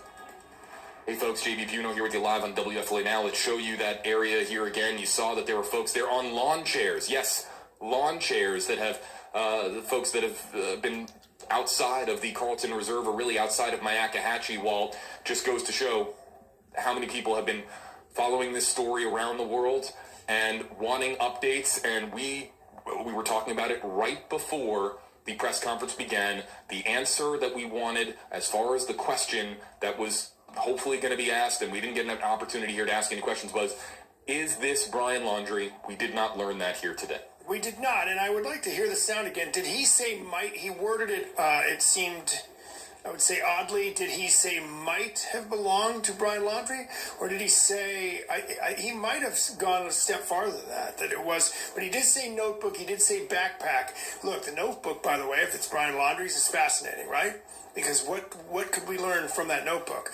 What will be released from that notebook by the FBI? But he also pointed out, and we've said this, you and I both said this, we've all said this, very complicated investigation involving multiple jurisdictions and multiple agencies that are trying to coordinate and figure out these answers. He also was somewhat apologetic to the public. Hold on a second, I have another feed here. I want to hit the touch screen and bring up just a couple different feeds here. They're just to show everybody here, and take a look here, yet another shot that we have here now going across the front area of the Carlton Reserve. You can see that there are some folks that have gathered here and they're speaking to police. Just listen in here for a second, if we can.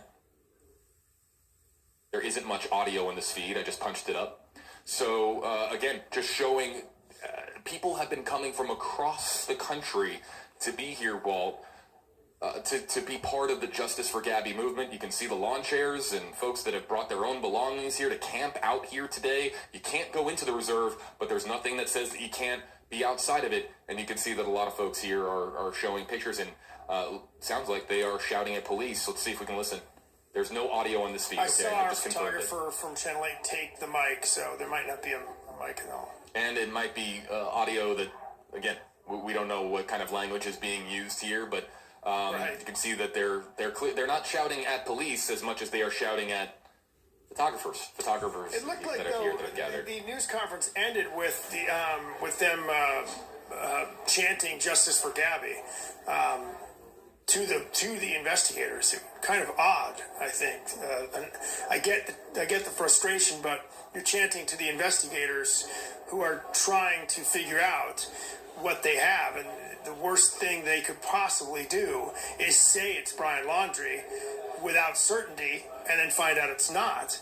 That would be worse than us doing that. I want to clarify. I believe that we can have it now that they did say that the backpack and other items, the backpack and the notebook, are items that belong to Brian Laundrie. And this is now consistent now with Stephen Bertolino's comments earlier on today that Chris and Roberta Laundrie were there at the reserve this morning. That's Brian Laundrie's parents participating in the search with the Carlton Reserve being open, with Myakkahatchee being open. Anyone can go. And Chris and Roberta Laundrie went to an area, as we understand it, that Brian Laundrie was known to have been in the past. They go to this area, and with the water receding, Mother Nature, with the water receding, it exposes something that wasn't, or at least was in an area that was previously underwater, exposes something that law enforcement or searchers had previously not seen there before.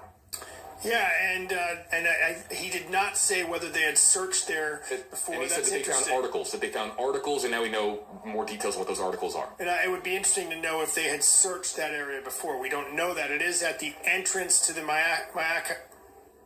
Yeah, I gotta practice that word. At the entrance there. But photographer Jim Hockett, who's been up in Eagle 8, although he's coming down now because there's a restriction now, he said the tent is in the reserve north of Myakkahatchee. So it must be where the two pieces of property are sort of join each other. Myakkahatchee is 160 acres. The reserve is 25,000. So it's right there where those two areas meet. And that white tent, according to Jim Hockett, investigative photographer Jim Hockett, is the white tent is in the reserve right near Myakkahatchee River area. I'm going to see if we can get an update on where Eagle 8 HD is. Or no, I'm sorry, wait. I'm just now remembering can't. Okay, so right. Eagle 8 HD, yes, it's just occurring to me again. I always want to hit that button here as far as going to our news chopper. Can't. Temporary flight restriction. The FAA has put it up, and we can't fly over Myakkahatchee right now. So news choppers, and I would imagine that TFR is going to be up for days, because if this is going to take days to comb through this scene, and forensics and the medical examiner's office and everyone going through this scene here to be textbook as far as their approach to handling what they have discovered at the Carlton Reserve, it is going to be it's going to be behind not closed doors, but you know what I mean. It's not going to be in view of the public because of the temporary flight restriction, and we can't get any cameras in there. The park itself is closed. I want to show you another live feed that we have up. Always tapping into as many live feeds as we can here, and yes, this folks know this front door quite well. This is the home in Northport, the home of Chris and Roberta Laundrie, Brian Laundrie's parents. They were at the reserve this morning. They are no longer there. As we understand it, we have been informed that they are home, and Walt, they are parents who, based on what we have learned at this stage, might have lost a child. Yes. We do not know whether or not those remains. Michael McPherson, the FBI agent who briefed the media, did not answer whether or not those remains are in fact Brian Laundrie's remains. They'll have to, of course, go by the book and go through the process that they have. But inside this home right now are two parents who have, just like Joe Petito and just like Nicole Schmidt, might have lost, they lost a child. Gabby's, Petito's parents lost a child, but we could be dealing with another set of parents here in tremendous grief from potentially losing their child. A 23-year-old man, a 22-year-old woman that were engaged to be married. That is Justin Shecker there in front of the home. Justin Shecker, known to our WFLA Now audience as well. And there is so much difference between, I'm going to make this very clear, there is so much difference between what the Petito and Schmidt families experienced and what the Laundrie family experienced. They went through completely different experiences, but if this is Brian Laundrie, they are two parents now, and for Gabby's family, it's a 4 co-parenting unit with Tara and Jim in mind. It's two families now that are going through tremendous loss and are heartbroken over what has transpired over the last couple of months. You have to remember, July 2nd, Walt, they're embarking on a cross-country road trip. They're leaving together, seemingly in love, going across the country, experiencing the world. And here we are now. It's October 20th, and we find these partial human remains. And it's a story of tragedy. No matter how we got to this destination, the destination and the conclusion here, this is a tragic story, and one that we don't know. We're going to ask this to our audience. Are we any closer to finding out if there's going to be justice for Gabby Petito? I'd be very curious what our audience has to say about that.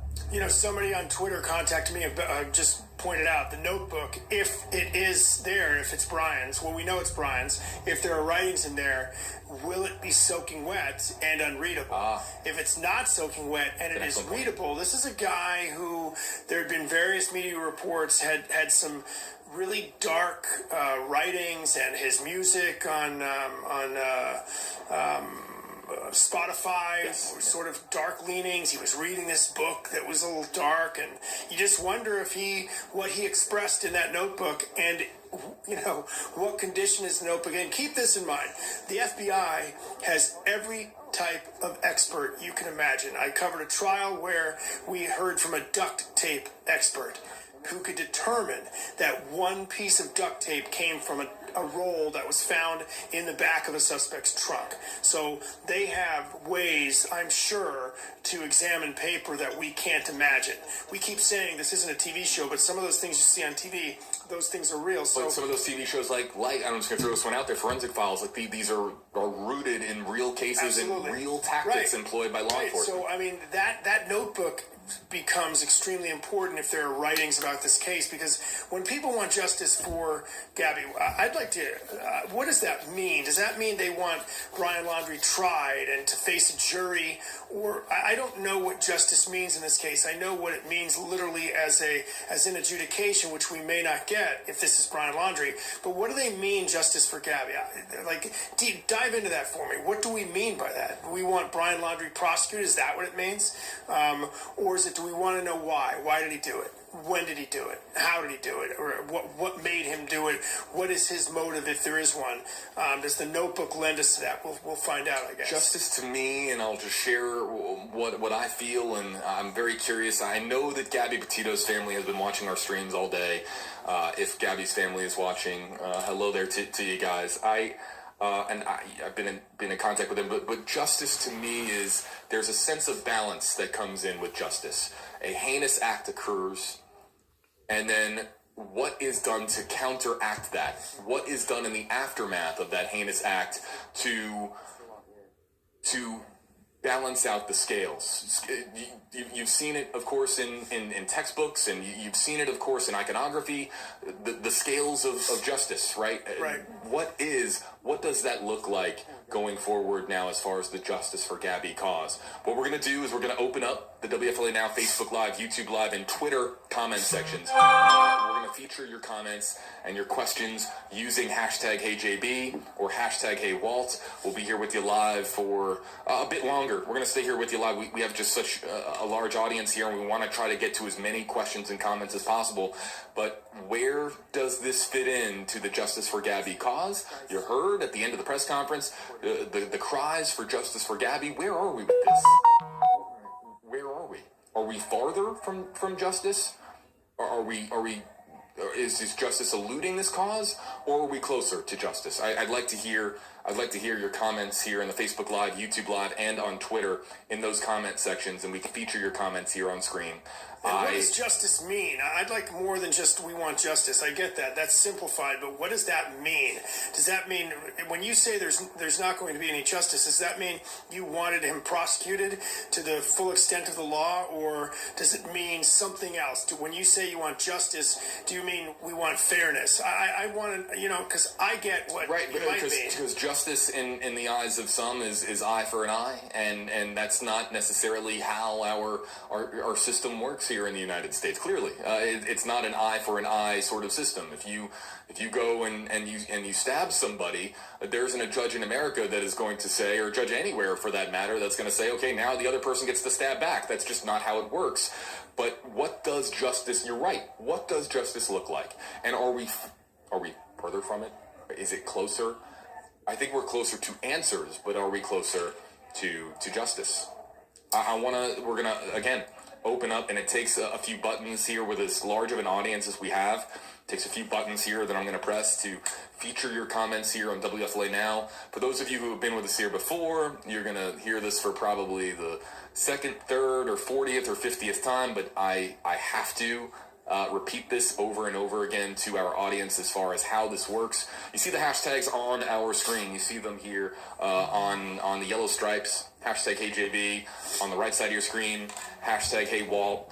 And if you use those hashtags, that is a means for us to grab your comment from social media, and we can feature it here and animate it here on screen. If you do not want your picture and your profile picture, your name and your comment to be featured on screen, just don't use the hashtag, and we'll let your comment scroll idly on by up screen.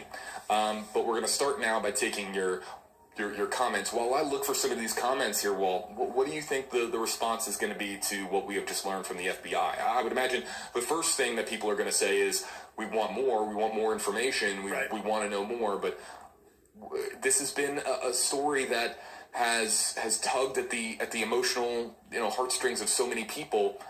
Where do you think the public is after this FBI press conference? Well, they're not happy. There's no doubt they're not happy. But I hope, there's as many unreasonable comments as I've seen out there. There are also a lot of reasonable people who have some empathy, like we've talked about for the laundries, about the protests in front of it. And then there are others who say, no, protest. They did something wrong. We know they did. So I hope people understand that, there's an old saying in journalism, get it first, but before you get it first, get it right. And there's nothing more that would be more have a bigger negative impact than if the FBI sort of said, oh yeah, we think it's Brian Laundrie, or it's Brian Laundrie, and then it turns out to not be Brian Laundrie. And that just can't happen. So and he said it's a complicated case. That particular FBI agent is out of the Tampa office. This is a Denver-led investigation. So again, he does not want to speak for Denver, and I'm sure Denver wants to make sure they know exactly whose body this is, because and that means the search continues, right? The search continues, and that if again, I think tipsters should realize if you see Brian Laundrie, the tip should still come in, right? I mean, let's be logical here. We don't know that that's Brian Laundrie. We know it's a backpack. We know it's a notebook, but we don't know that's Brian Laundrie yet. And I think people will be frustrated, but they should understand the investigation takes its time because they want to make sure it's right and accurate. Let's start with this one, and this would be a direct opportunity for us to get some information. But Melissa Mariuti, hashtag HeyWalt, hashtag HeyJB.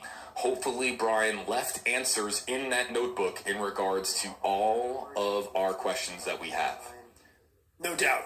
And if it's legible, if it can be read, if it was in the water, can you read it right away? But paper, again, the FBI has probably I don't think there's a probably about it. It's the best crime lab in the world.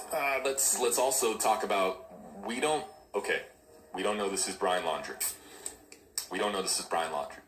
If this is Brian Laundrie, if we don't know the manner of death. People are commenting already, blowing up hashtag HeyJB, hashtag HeyWalt, saying and wondering aloud or theorizing aloud that this is suicide. Is the notebook potential for it's not a piece of paper, it's a notebook, but is that the potential for what in other cases would be called a suicide note? That's another thing that people are that again, just chiming in with some of the things that people are saying here in the social media comment section, but this is very much some of the comments that we're getting in here. Let's get to some more questions and comments, and we asked you to define what you think justice is in this case. Tammy Lynn, hashtag HeyJB, hashtag HeyWalt. Justice is someone being held accountable for murdering Gabby and helping him get away. Let's not understate that or miss that they called it a murder. Michael McPherson called it a murder. It is otherwise Did been he disclosed. say murder today? No, I wrote it down. A person of interest And he murder. identified Brian Laundrie. I wrote it in my notes because Person I wanted of to be interest. certain. Michael McPherson, FBI, said that Brian Laundrie is a person of interest in Gabby Petito's murder. Now, while that might not seem like a big revelation to people joining us and saying, like, JB, why are you making a big deal out of that? It's a big deal in that when it's acknowledged by the FBI that it's now not a homicide, a murder case, and that he's a person of interest in murder, which we haven't ever heard those words uttered before. He was a person of interest in an FBI-led criminal investigation into the disappearance of Gabby Petito, and of course, then it would come out that the federal arrest warrant was issued for the credit card, the alleged credit card or debit card fraud. But to hear those words, Brian Laundrie, person of interest in Gabby Petito's murder, we can't overlook that. That was a moment in this press conference that didn't offer all that much, but that stuck out to me because it's the first time we haven't heard much from the FBI. And we haven't even heard Josh Taylor, the spokesperson for Northport Police, utter those words. But we had it here today from FBI agent Michael McPherson speaking to Mike Kahaji. Could it be a slip of the tongue? Should he have said homicide? And keep in mind, here's what we're talking about. Yep. Murder. Now, again, a strangulation. I'm pretty sure strangulations have to almost always be first degree. Because intent does not seem to, I'm not an attorney, but intent does not seem to be a question in a strangulation because of the length of time. Does the FBI now consider this a murder and we don't know that? It's initially a homicide, which would include murder, second-degree murder, criminally negligent homicide, manslaughter. This is with a strangulation, there's intent. So maybe they do now consider it a murder. I don't know, or a slip of the tongue. But very, very perceptive of you to pick that up, JB. Also, well, we have to be perceptive with the comment in front of us. Tammy saying, and helping him get away. Now, that is a comment. That is a comment that, as we see Cassie Laundrie come up here on screen, but that is a comment that is alleging, Tammy is alleging, that Brian Laundrie wasn't alone as far as leaving and as far as eluding authorities. Now, you just saw Chief Todd Garrison, who was there at the press conference as well. I don't know if you caught that, Walt, but Chief Todd Garrison, Chief of Northport Police, was there as well. He was the one who famously said, or infamously said, we know where Brian is, and he was there at that press conference today. But again, Tammy alleging here that Brian had help. Did Brian have help? Was Chris or Roberta Laundrie involved in him leaving the home? Was there somebody else that aided him? These are questions now that get tackled in the future, and but I don't know if necessarily how much that is going to satisfy getting answers to that question. I don't know how much that satisfies those that have been crying out for justice for Gabby. I don't know what that would mean to Nicole or Joe Petito or Nicole Schmidt, Gabby's mom and dad. We don't know, but it's interesting there are so many out there that still today believe that Brian's disappearance didn't occur without help. In a third-degree felony in Florida, the parent has immunity against being prosecuted for accessory after the fact. In a third-degree felony, if this is a murder, which it appears to be, it does not appear to be a manslaughter or a criminal. It doesn't appear to be an accident. You can't accidentally strangle someone. If they somehow believe or can prove that Brian did it, and that becomes difficult, you could get them for accessory. You can, first or second, you can get parents for accessory. Keep in mind, nobody's been charged. I do not believe there's no immunity in a federal case, though. So if this is a federal case, and obviously you'd have to be able to link the son to the crime, right? How do you do that if the son is no longer alive? So those things come into play. Now, obstructing justice or getting in the way or lying to police, I don't think it would have to have any tie to the real base crime here, which is the homicide. So I get what she's saying there. But again, let's really emphasize this. No one has been charged with anything except Brian Laundrie for the debit card fraud with Gabby Petito's cards. Let me ask you this. If this is Brian Laundrie, and if Brian Laundrie is determined to be deceased, what happens to the Gabby Petito homicide murder investigation? What happens to Is there ever a day where Brian Laundrie gets named as a suspect, even if he is deceased? How does the process evolve now that we have potentially Brian Laundrie deceased in addition to Gabby Petito? I think that notebook's key. What's the notebook say? If the notebook somehow says I had to do it or whatever it says, that's a key. Can they read the notebook? You know, it's interesting. You said earlier in this broadcast how this story, and you're right, has had so many odd twists. The camping trip, the fact they bought the camper at that point, the Mustang, the flight home, that was a rumor that turned out to be true, the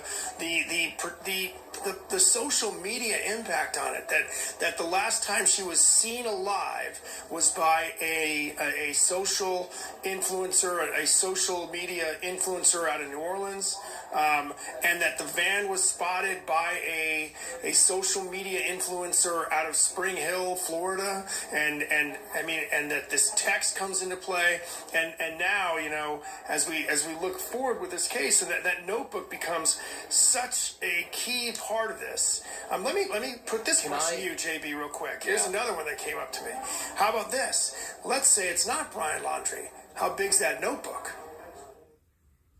Becomes almost bigger if it's not Brian Laundrie, because so it theoretically has... What you're saying is, I want to make sure I follow this correctly before I say something.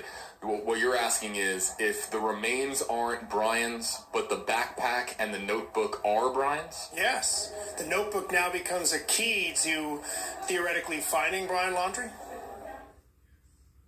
Yeah. The notebook's the biggest story. That notebook is huge. I'll ping pong back to you. Let's just pretend for a moment, what if the remains weren't found? What if this had just been the backpack and the notebook? Right. It's big. What's in the backpack? What is in that backpack?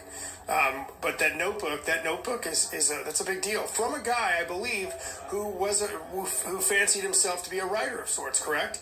That adds up. Yes. Yeah. So someone like that puts their, they put their real thoughts in that notebook. So if they can read it, that's going to be interesting. But here, let me ask you this. I don't know the answer. We have many FBI agents that we've talked to. Does the FBI have to release that notebook to anybody other than the family? Do they have to release the details? If Brian Laundrie's no longer with us, I don't believe he can go from, well, I guess he could if they found more evidence. He could go from person of interest to suspect, but he's no longer with us. So that's another question. Can he go from person of interest to suspect if he's dead? Even if they find more evidence? What would be the use of that other than, I don't know what would be the use of that. A lot of questions. News conference was a surprise. I'll be honest. I was surprised that the notebook now is going to be the subject of threads online, comments. Yes. The amount of attention that this notebook is going to receive. This is going to be the most famous notebook in the world, or the most infamous notebook in the world. Everyone's going to want to know its contents. Right. Everyone's going to want to know whether it's intact. Right. And we had a commenter here, and the honest part, I was surprised that they even gave us that. I would have. No one would have blinked an eye if they had just said, "We found a backpack." Interesting. Really good point. Very good we point. just found a backpack, and then we found remains, and that was the contents of the press conference itself. Was just those two announcements. But the notebook is an add-on now. That is, I already see it. It's happening in real time, interactively here. I'm watching it happen on all these platforms. People are now asking, what is in the notebook? It's going to be a hashtag in no time. What was in the notebook? Right. And so I'm surprised, to say the least, Walt, that piece of information was released by Michael McPherson of the FBI, because I didn't think that they were going to get that detailed as far as what they found here at the scene and in Myakkahatchee. There was another comment here, and Kay is right on the money. Kay Dean. Hashtag HJB. Hopefully the backpack was waterproof and the notebook is still intact. Or she says intact, but that's intact. I guess I saw it as two items side by side. I saw it as backpack and notebook. No, that very well could be the notebooks in the backpack. But that makes your point even more important. Is that this is the FBI? They don't release details. I hope you folks understand. I'll go as far to say that I am shocked that they put out the detail about the notebook. And I'm not criticizing them for not releasing details. I get it. I fully get it. But yes, was the backpack? The backpack must have been waterproof. But was the notebook in the bag? I don't know. No? I have backpacks that aren't waterproof. Well, what do you mean? Hold on. What do you mean by waterproof now?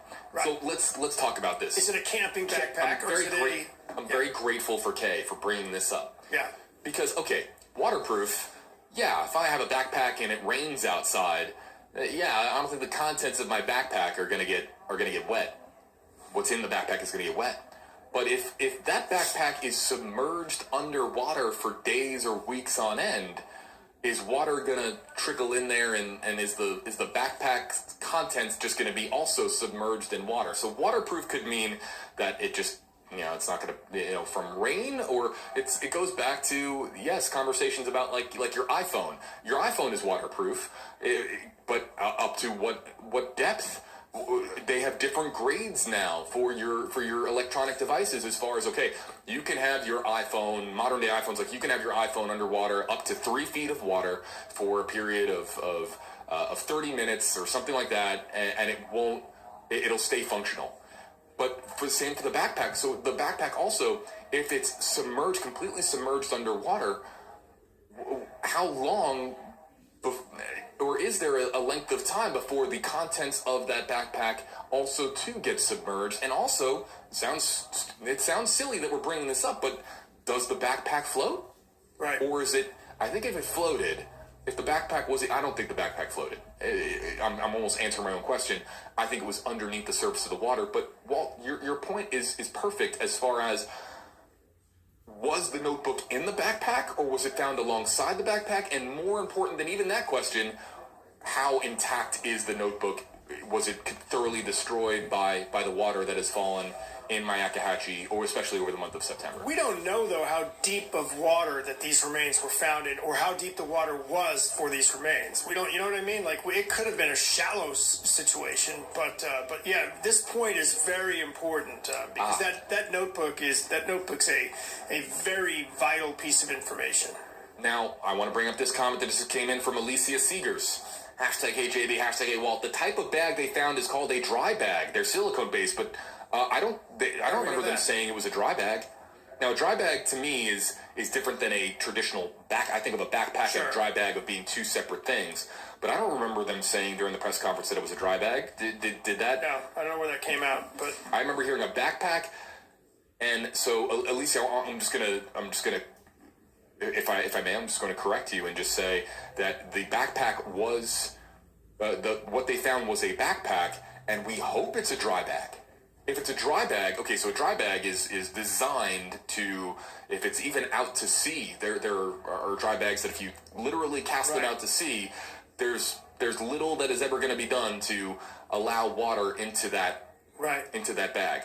But and yes, they're silicone based, and they're great at keeping water out. That's what they're designed to do. But that's different to me than a backpack, and so we don't know. And then what else is in the bag? I mean, it's interesting to me, again, why the release of just those two items, backpack and notebook. It's very interesting that they released what's there and not the rest of the items in the backpack. More comments on what is justice for Gabby Petito. To you, wherever you're watching from, what does justice mean to you? Stephanie Hahn, #AJB Justice, is giving answers by admitting what you did and that it is wrong. But I'm going to hop off of Stephanie's comment here and say that a deceased person can't admit a fault unless it's in the notebook. Right. And he can't admit that it was wrong unless it's in the notebook. But, okay, I'll jump off of Stephanie's comment here. Let's say it's Brian Laundrie. Let's say that Brian Laundrie committed murder and murdered his fiancée, Gabby Petito. And let's say that there is legible content within the notebook, and that legible content reads as something along the lines of, I did it, I'm sorry, please forgive me. Is that justice? Is admission justice? Is him saying, I did a terrible thing, I was wrong, and I can't live with the knowledge that I claimed the life of somebody who I loved? Is admission of guilt justice? Because what Stephanie is saying here, justice is giving answers by admitting what you did and that it was wrong. But does that satisfy the people that are calling for justice for Gabby? I don't think it does, and I think when people call for justice for Gabby, they want, like you said, an eye for an eye. I think is what they want, and I mean, if he's no longer with us, I guess they got that. Do they want to know more? They want to ask him how he could do that, why he could do that. I don't think, you and I, we cover these things, so I'm sure you have too. We've sat in courtrooms where there's a suspect, terrible crimes, and you learn a lot really about the suspect during the sentencing, because that's when their whole life stories played out, and the defense attorney paints pictures of. And they're always sad stories. And a good defense attorney, I had a defense attorney having me feel empathy for a guy that killed an entire family. I didn't feel it long, but I'm human, So my point is, is that what people want? They want to hear that in a courtroom. They want him to be locked up. Do they want the death penalty? I completely get it. I think all of us feel we know Gabby Petito, right? She's our little sister. She's my friend. She reminds me of my daughter. And so, you're wringing your hands. You just don't get it. How could anybody do this to this girl? And now we'll never know. We may never know we may only be able to suspect who did this to this girl, because we're not going to hear from Brian. We're not going to hear, theoretically, if that's Brian, we're not going to hear from Brian. We're not going to hear from attorneys. So I get it. I get that call for justice. But I don't know that he'd ever admit what he did, whether he was alive or dead, right? I'm sorry, I was texting somebody. Say that again. The admitting part, I don't know that we'd ever know that he admitted it, whether he was alive or dead, right? Well, unless it's a notebook, right? The notebook could be. There you go. Does the notebook include? What does the notebook contain? Yeah. The internet right now is. I'm seeing it. The notebook now is.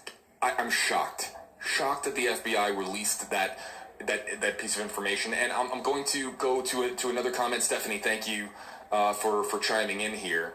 And I think we lost Stephanie's comment. Oh no, I think there it is. Okay. And I want to bring in this more recent one that just came in. Melissa Russo, #HJB, #HeyWalt. I think the FBI brought up the notebook only because there's important evidence they can get from it. But even so, if that was a fact, and Melissa, I'm speaking to you here, even if that's so, they'd have there's no benefit to them, no benefit whatsoever to announce it to the public. It's the opposite of the benefit, because now there's going to be a clamoring to release the notebook, whether that's Brian Laundrie or not. There are people chanting at the FBI, justice for Gabby, when I don't understand those chants at the FBI, because I'm sure the FBI wants justice for Gabby too, but there are people who there's going to be a demand for that notebook from the media, from everybody. Why mention it? It's interesting. It's an interesting thing that they mentioned that there was a notebook. Staying on the notebook, back to more justice responses here in just a second. But Tina Hopper, #HJB, #HeyWalt. If the notebook wasn't intact, how could they tell the FBI that it was Brian's? I think I can. Great question. It's a great question. Who's that? It's Tina. Tina, nice. That's a really good question, and that's right. And so the parents came out there and they said, "That's my son's handwriting. That's my son's notebook."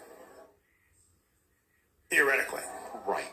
Or I'm just thinking out loud here. I am picturing a notebook in a puddle of water. I don't know why I keep thinking that it's in a puddle of water, but or no, it wouldn't be. Hold on, time out. It wouldn't be in a puddle of water. It would have been in a puddle of water. And then what would have happened is the water would have, receded, and then it would have baked in the Florida sun. If it's outside of the backpack. Right. And it was just floating in the water. I think it was outside the backpack. If it were okay. Because otherwise, why are you just picking out? Why are you just mentioning? Why are you just mentioning the notebook? You said notebook and the backpack. Why do you mention everything else in the backpack? This is pretend time, right? We're going down the rabbit hole a little bit. Okay. So yes, there is a sound effect for it. So bear with us here, everybody. But if the notebook is discovered and it's outside of the backpack, it's not in it, it's outside of it, and it's in swampy water or submerged completely in water, then it was wet, and the contents of that notebook were wet. And then water recedes, bakes in the Florida sun, dries out, and becomes, I know, because, and I think that others have probably spilled a drink or two on notebooks growing up, and what'll happen is you spill liquid on a notebook or on paper of any kind, a binder, a notebook, and then you dry it out, and then it becomes almost withered, right? And the ink on that paper can become faded. So what I'm thinking about is it here. ink? How do you know it's not pencil? So we're really now getting into pretend time here, or going down the rabbit hole, as we call it. But to answer Tina's question, could the cover of the notebook have, and let's say black permanent marker said Brian, his name on it, and then you open up the contents of the notebook and all of that ink, if it's ink, pen ink, could it have faded, and then you don't know the contents of the notebook, but you know that it's Brian's because of the cover of the notebook? We're really down the rabbit hole. Stephen Bertolino, didn't he say, did he say, I saw the statement, Articles. I tweeted it, did he say they went there to identify them? Or didn't he say? No, that they were discovered, that they were found. And I'll bring up the exact statement here again. The attorney, Stephen Bertolino, Laundrie family attorney. And it reads as follows. Chris and Roberta Laundrie went to the Myakkahatchee Creek Environmental Park this morning to search for Brian. The FBI and Northport police were informed last night of Brian's parents' intentions, and they met Chris and Roberta there this morning. After a brief search off of a trail that Brian frequented, some articles belonging to Brian were found. As of now, law enforcement is conducting a more thorough investigation of that area. What time did Bertolino release that statement? That is approximately noon. That is so odd. That's just odd. The notebook, and I mentioned earlier that it was articles of clothing. I misheard the statement. I thought it was articles of clothing. It was articles, which I still think is an odd word to use to describe a backpack and a notebook. If I found somebody's backpack and notebook on the pavement, and it was just randomly in front of me, I would say, "Oh, I found someone's articles." I don't. That's it's an attorney word. It's definitely an attorney word coming from somebody who. Well, I'll refrain from speaking further on that. But someone who has been unorthodox in their means of communication, to say the least. But I would have said belongings. Regardless, it's not clothing. It's a backpack and a notebook. And to Tina's comment here, they were confident enough to announce it at this. They have to be 100. They don't. The FBI doesn't announce things that they have certainty of. That's like 50-50. No. They're announcing 90-20, not even 90-10. Not even 90-10. No. It's way above 90-10. Right. And so they have to be certain that notebook does in fact belong to Brian. Let's get to some of the other comments and questions here that are coming in the Facebook Live, YouTube Live, and Twitter comment sections. Denise, this is what Denise, I'm with you. We asked, what is justice for Gabby? What is that to you? And Denise, I think that you and I think that if I sat down for a moment off stream without a bright light and a camera and microphone in my face, and I wanted to, as eloquently as I could, put into words what justice for Gabby is, I think it would look a lot like what Denise has written here, and that is #HeyJB, #HeyWalt. Maybe justice means closure for her parents and the rest of the world. Well, I would say the rest of the world may get closure. I think after parents have closure, they have more pain. And that every single holiday, every single birthday, every single special day is going to remind them of their child. And it's never going to stop. God bless them, because that, I can't imagine that. Whether it's a brother, a sister, a good friend, but I think with a child, it's a child so vibrant. I think that had these goals and took this chance, right? Like hit the road, took a chance at that's not an easy career, by the way, to get followers. It's crazy. You start with nothing, you take this chance, and then it ends like this. That's pure pain all the time. And closure for the rest of the world, perhaps. I think there are empaths out there, though, who will also be affected by this for a long time. Because, again, we feel like we knew Gabby Petito a little bit more than we feel like we know other victims of homicide. So, but, yeah, I guess maybe that is the justice. Should it be justice for the Petitos and justice for the Schmitts? Is that really what we should really be talking about? I mean, at the end of the day, and I think bring it's this up again. justice in Gabby's, in the memory of Gabby Petito, in the life of Gabby Petito. Again, there could be a wrongful death lawsuit here. I don't know that for sure, but couldn't there be a wrongful death lawsuit? Who do you sue, though? Do you sue? Is there an ability to sue? I mean, and if there's a wrongful death, a civil suit, you could get more information than we have now. How about this? This is a comment that Barbie says this one, and this is the last one that we'll take about justice. But so many other commenters that I have seen come in on my screen here, it's very similar to this one. And I'm curious, Walt, to what you have to say. But Barbie Martin, #AJB, whether dead or alive, there is no justice for Gabby. I'm going to agree with Barbie Martin. There's no justice for Gabby. Dead or alive, 100%. I would be very curious to hear from Gabby's family. What is justice to you? What does that look like? What do you? But I agree with that. I know from talking to them enough, and I know with spending enough time with them, I know that their response to that form of question is likely to be, we just want to help other families, and we want the Gabby Petito Foundation to prevent future tragedies from occurring.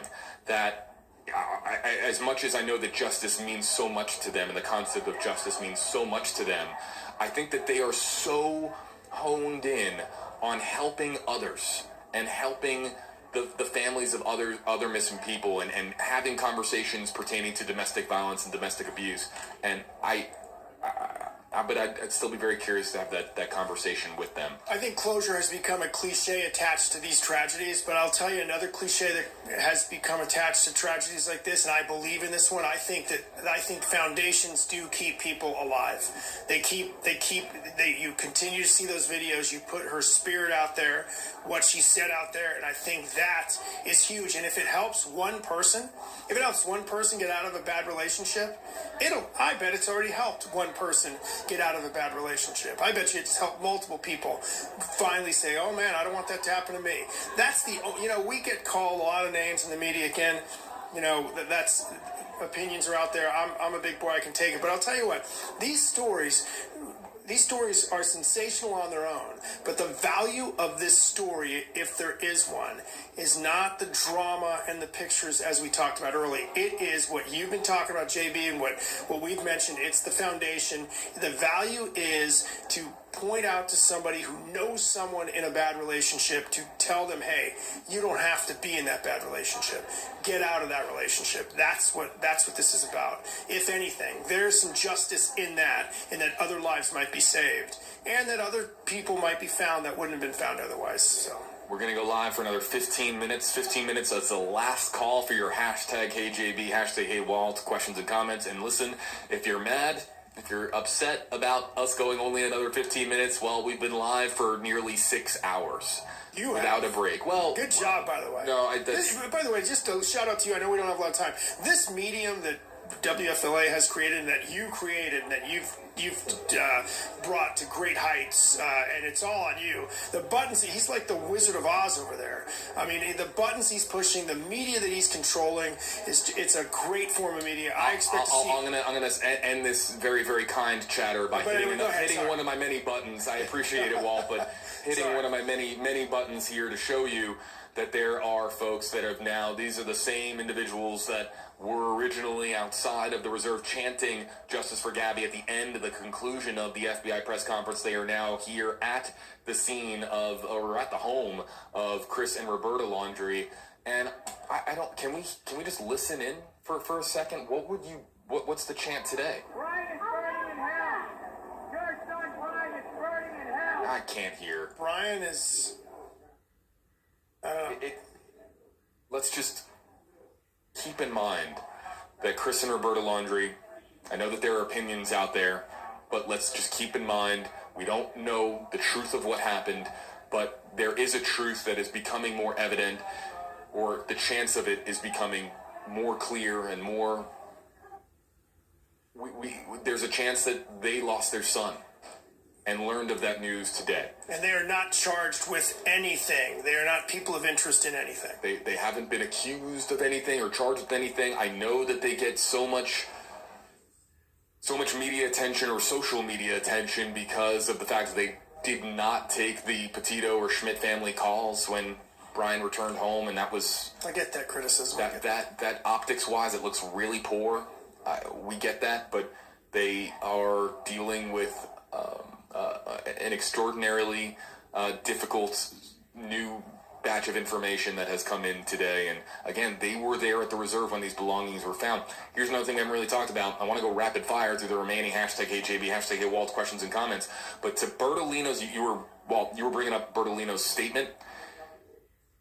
In Bertolino's statement, the FBI and Northport police were informed last night of Brian's parents' intentions, and they met Chris and Roberta there this morning. And after a brief search off of a trail that Brian frequented, some articles belonging to Brian were found. That is really, really odd. But if the articles were found near partial human remains, did Chris and Roberta Laundrie, were they in view of these partial human remains? How close, we don't know, in proximity-wise, how close the remains were to these articles, the backpack and the notebook. There must be close. Were they 10 feet away? Were they 100 feet away? We don't know the distance, but there is a chance that Brian's parents, Chris and Roberta Laundrie, were with the FBI and Northport police this morning and stumbled across a gruesome scene. Although that isn't...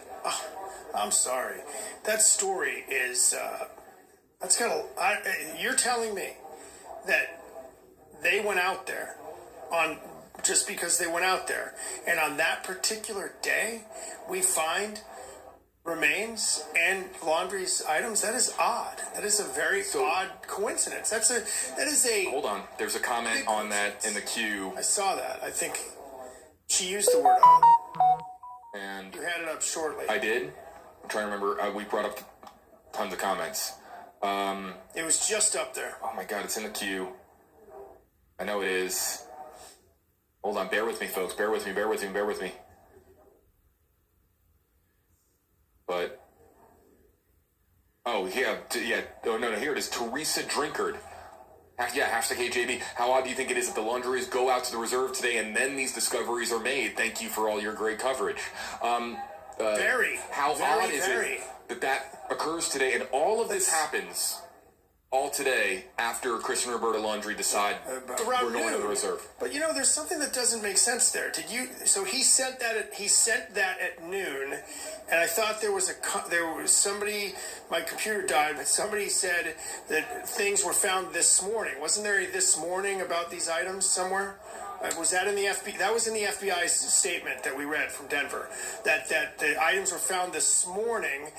And Chris and Roberta were there this morning. Okay.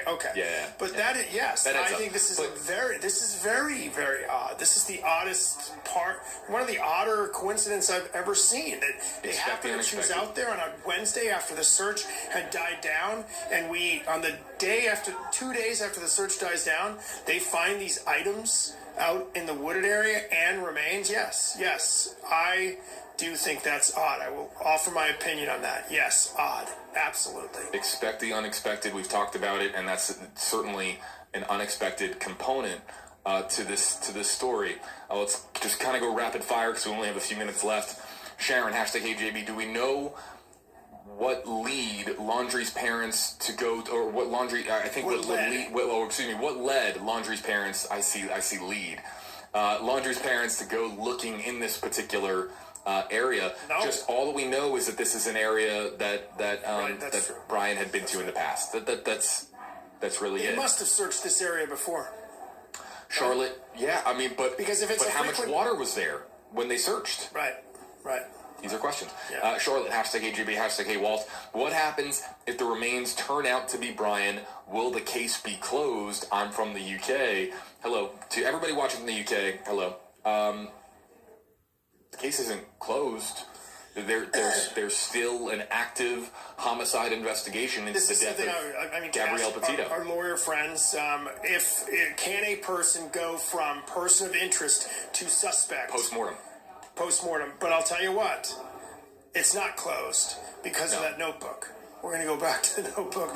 Let's fan the notebook fire here. That notebook, I don't think it's closed at this point. And do they have enough to put Brian at the scene of the homicide? Do they have enough to put him at the scene of the homicide? If they did, wouldn't we have had him as more than a person of interest? That's going to be this is an I don't remember a case like this where somebody's a person of interest, dies, and then a body is found and there's still a person of interest. Is the case closed? Great question. Don't know the answer. I suspect no, not. but I've covered countless cold cases. Okay, right. Where somebody is murdered, and the case goes cold, and then it'll be revisited decades down the line, and then that they will find out that somebody else did it, and they are also too deceased. And they announce the results of the investigation, or they announce the results of what digging into that cold case. New technology will come around, and something that wasn't previously available will expose new light to investigators, or expose new information to investigators. And the person isn't necessarily, I don't know if officially semantically named a suspect, but they do announce it, and they say, we have determined that so-and-so person in so-and-so year died, and this is who did it. And they will announce it. But that's kind of different to what we're talking about here, but that's the precedent that there is for announcing who committed a crime when we have both the victim and the suspect, or the unknown suspect, deceased at the time of that conclusion being reached. What we may never know is what was the missing piece that would have pushed Brian Laundrie from a person of interest to a suspect. And I'll tell you this: person of interest is very close to suspect. It's relatively nebulous, where it's not necessarily defined as you need this much evidence. It's close. When somebody's a person of interest, they are close to a suspect. But what was missing? Was it physical evidence at the scene? Can they now get that physical evidence if they indeed have Brian Laundrie's body? I don't know the answer to that. Is there some way? We don't know how she was strangled. If the Laundries are watching, I don't want to even go into that. But the point would be: is there evidence that would tie him to the scene? And even then, do they release it? Do they have policy about releasing that when the suspect is dead? Next, we got to go through these final questions and comments here. #HeyJB. I'm really glad that Kaylee Redmond brought this up. I wonder what Cassie has to say about all this. I still don't think she had anything to do with it. Parents, though, perhaps, hard to say. But yeah, we've been talking so much about Chris and Roberta Laundrie, wondering how Cassie Laundrie is doing here today. And there's still people out there who have their own theories about Cassie Laundrie. But Cassie Laundrie, the narrative changed when she came out and spoke publicly, because she was at the time really the only member of the family that was speaking, and it still is the only member of the family that has spoke. But I'm just glad that somebody brought up just Cassie's name here, because we haven't really had an opportunity. That Cassie Laundrie, of course, being Brian Laundrie's sister and Chris and Roberta's daughter. Monica Foster, #HeyJB. The parents need to hold some kind of accountability. but we don't know if the parents had any direct involvement with Brian Laundrie's disappearance. We don't know if they had knowledge of anything sinister that happened to Gabby Petito. That's under the assumption that they knew. Now, again, they didn't take Joe Petito's calls. They didn't take Nicole Schmidt's calls. They didn't take calls from Gabby's family. The optics of that lead to comments like this one, but we don't know. Not a crime not to take the calls, but definitely troubling just from an outsider looking in. But and then the question becomes this: does the, let's say the FBI already knows that something was happening, or I'm going to speak hypothetically. If the FBI knows that parents helped a child or lied to them while the child is alive, there is strategical reasons why you would not charge the parents at that point. You could very well hold it over their head, but now if a child is dead, does that change anything as far as charging someone? What's the good? Is it an opportunity to make an example of them? Those are things we may never know. But again, the parents in this case, not hypothetically, have not been accused of anything. It's all people coming up with these conclusions. But keep in mind, some of the conclusions people have come up with are that Brian Laundrie was not in that wooded area ever, right? Now we know he was in the wooded area. We don't know if this is his body. Other conclusions: he's in Mexico. He's on the Appalachian Trail. He's in Canada. Those conclusions have been wrong. So, again, to conclude without any evidence that those parents did something to help their son, we don't know what kind of relationship they had. Maybe he's a kid that doesn't talk to his parents. We don't know any of that because they haven't spoken, so. All valid points. Katina York, #AJB, he still hasn't been named a suspect. He's only a person of interest, correct? Yeah, but I go back to Michael McPherson's description, or his comments, rather, during the press conference. His words were, Brian Laundrie, person of interest in Gabby Petito's murder. That's the first time we've had those words said in that way. And before that, he was just a person of interest in her disappearance. And really, it's a person of interest in the homicide, wasn't he? Well, the person of interest label was put out before it was determined to be a homicide investigation. So it in the estimations of so many, it carried over and applied, but it wasn't necessary. The fact that it is definitively said here by the FBI, he is a person of interest in Gabby Petito's murder, it clears up. And so to Katina's comment here, he is not a suspect. And by the way, murder, not homicide. Murder. Yep. Murder different. Julie Gomat, #AJB, #AWalt. If it's his body, it's case closed. Unfortunately, that's a lot of people feel. I don't know that's true. That Julie does, but we don't. It won't be case. It's not right. No. Let's put it for us. Yep. Let's put it back on screen. Yeah. No. Continue, Walt. I'm sorry. It will not be case closed for us. It's not case closed for us. It's not case closed for the FBI because either. There's an interest to it, and there's questions to ask. There's still questions to ask about the way a domestic violence case was handled. There are still questions to ask about what sort of information are in these affidavits. What did law enforcement know in order to get search warrants at the Laundrie's home? And we will find that out, and we will report that. Marie Sanders, #AJB, #Justice for Gabby. Brian's parents need to start talking. They know more than what's being realized. Again, just one of the many allegations online by people that Brian's parents know more about what happened than the public does. They may need to start talking, in your opinion, but they don't have to start talking. Nope. In the United States of America, they don't have to say a thing. Misty Fields, #AJB, #AWalt. The FBI could possibly release all evidence. I put a question mark on the end of that evidence, but no. Could they? They could. That happens, but it happens a long time. I don't know the rules. Just to say randomly one. Well, okay, no.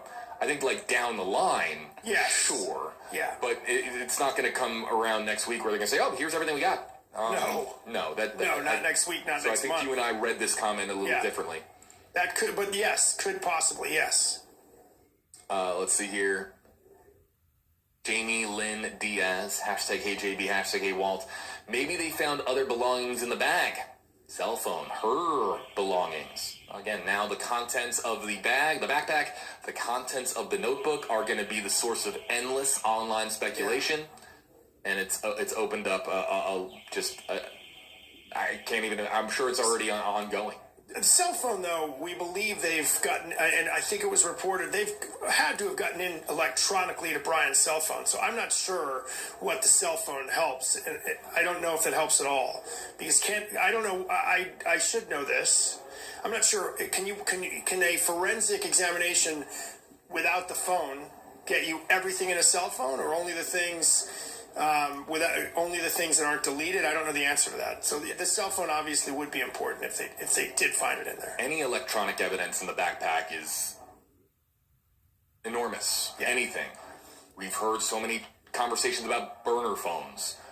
Could a burner phone have been found in that backpack? Right. What was in the backpack? And where did the burner phone get bought? When did it get bought? I mean, that sort of timeline, I'd be surprised if the FBI does not release in a case like this. And the FBI agent, again, uncharacteristically, at the announcement of Gabby Petito's body being found, the FBI agent teared up. Nothing wrong with that. And at this this one, the FBI agent revealed something he didn't necessarily have to reveal, again, the notebook, and also talked about the huge public interest in this case. The FBI is cognizant of that, and I think with that in mind, will release maybe more than they might have if this was a different type of case. Last comment we're going to take. Vern, good question. #HJB. A pen would leave an impression on the paper, even if the ink is smeared.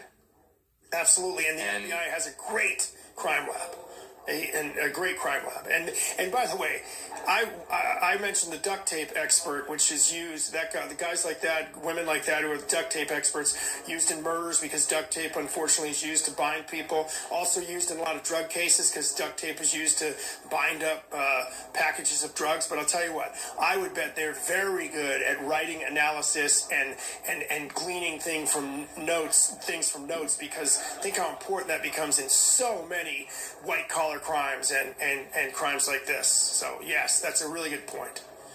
Folks, our streaming coverage continues for really it's going to continue tomorrow. But don't go anywhere for a second. Let me share something here with our audience here on WFLA Now across all of our platforms here for just a moment. Walt, you're a trooper for doing. No, thank you. It's interesting. It's interesting to see how this story impacts people. I find it's amazing, and it's a story that we've been following from day one, so we want to continue to follow it. We go into standby mode now, so if there's any additional developments, any new pieces of information that come out, even tonight or early tomorrow morning, and we're always in standby mode, ready to go live at the drop of a hat if there's anything new that occurs. But regardless, we will be planning streams, and we are going to be picking up a lot. There's so many in the queue. So many #HeyJB, #HeyWalt questions and your hashtag-based comments and questions that are so fantastic. We don't have time to get to them here today, but what we're going to do is we are going to do our very best to cycle them through to tomorrow. But I also want to share this because now with all of these new developments and everything that has occurred here, we also have the ability to feature and I'll play this out here as a sample. We're tomorrow on WFLA Now, provided that that's our next stream. If our next stream is tomorrow, Thursday, October 21st, we're going to be featuring a whole lot more of your video comments like this one. Hey JB, my name is Whitney Sitch, and I'm with the True Crime Sisters, and we have a Facebook group called Justice for Gabby Petito. My question today is, how do you respond to people who think that the case is already going cold? That, from Whitney, came in last night. We loaded up into our system. So if you would like to have your video question, or if you just really want a point to be made, whether it's on the backpack, the notebook, the developments today, Chris and Roberta Laundrie, whatever it is, this is what interactive journalism is. Really cool to be able to do that, by the way. Again, back to the technology, great use of technology. We're able to see the faces and hear the voices. We're just able to have a conversation with our audience. Very cool. And we look forward to continuing doing interactive journalism here on WFLA Now in the days ahead. So if you want to have your question answered, and we would love to put a face to our viewers, and we have been over the last couple of days, you can use #HeyJB, or not use #HeyJB, excuse me, you can submit a video question to the WFLA JB Facebook page. I collect them there, we vet them, make sure that there's no inappropriate language or anything on there that isn't stream appropriate. So we, of course, look to ensure that it's something that we can put on stream. We put it through the vetting process, and then, of course, we can feature them. But if you would like to have your question, if you're one of those people that is just dying to have your question or your comment featured in some way, grab your phone, take a quick selfie video, and direct message it to me, private message it to me on my WFLA JB Facebook page, and we look forward to bringing you quite literally into the conversation in the days ahead. This is a story now, Walt, that in the days ahead is going to be focused on what they are combing through here at Myakkahatchee. This is, as they said, it's going to take several days for them to process what they have discovered here today. So our streaming coverage isn't going anywhere. We're going to be back here live tomorrow. Some important information coming out in the days to come. Really important information about what they found out there, what's in the backpack. And also whose remains are those? If they can attach a name to those remains, is it Brian Laundrie? But also the notebook will be important. Maybe we find out more about that. What else was in the backpack? What about this coincidence? Stephen Bertolino, maybe he shed. I would bet Stephen Bertolino shed some light on what seems like a huge coincidence, that the parents happened to go out there, and on the day that the parents happened to go out there, a 50-day search may have come to an end. That possibly the first items found during this search were found on the day the parents just happened to go out there after the case had gone at least chilled, if not cold. That's right. We are I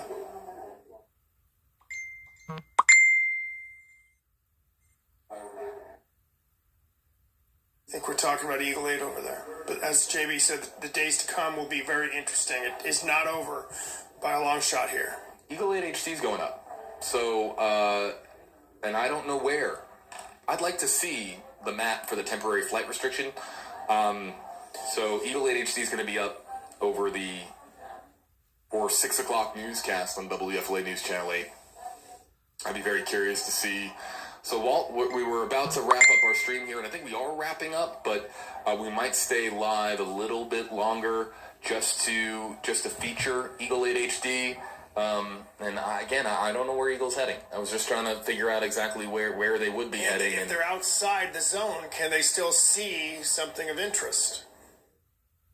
To sit right outside the border of the TFR and How use big's Zoom. the TFR? I don't know. That's hold on. Let's just see. And when you think about that, the viewing of the white tent that we saw earlier was hard to see anyway because it's obscured under a stand of trees. So can you see it from a distance? I don't know.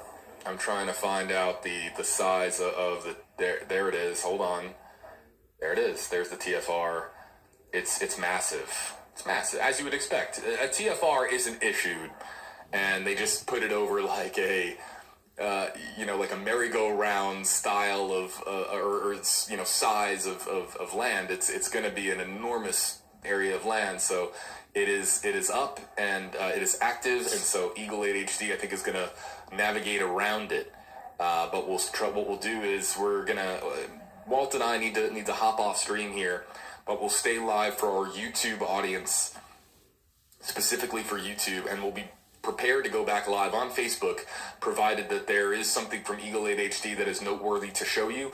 To our Facebook live audience, we're going to be wrapping up our stream here on WFLA now. We continue with our next stream, which could be later today, it could be tonight, it could be there will absolutely be streaming coverage on Thursday. There's no doubt about that.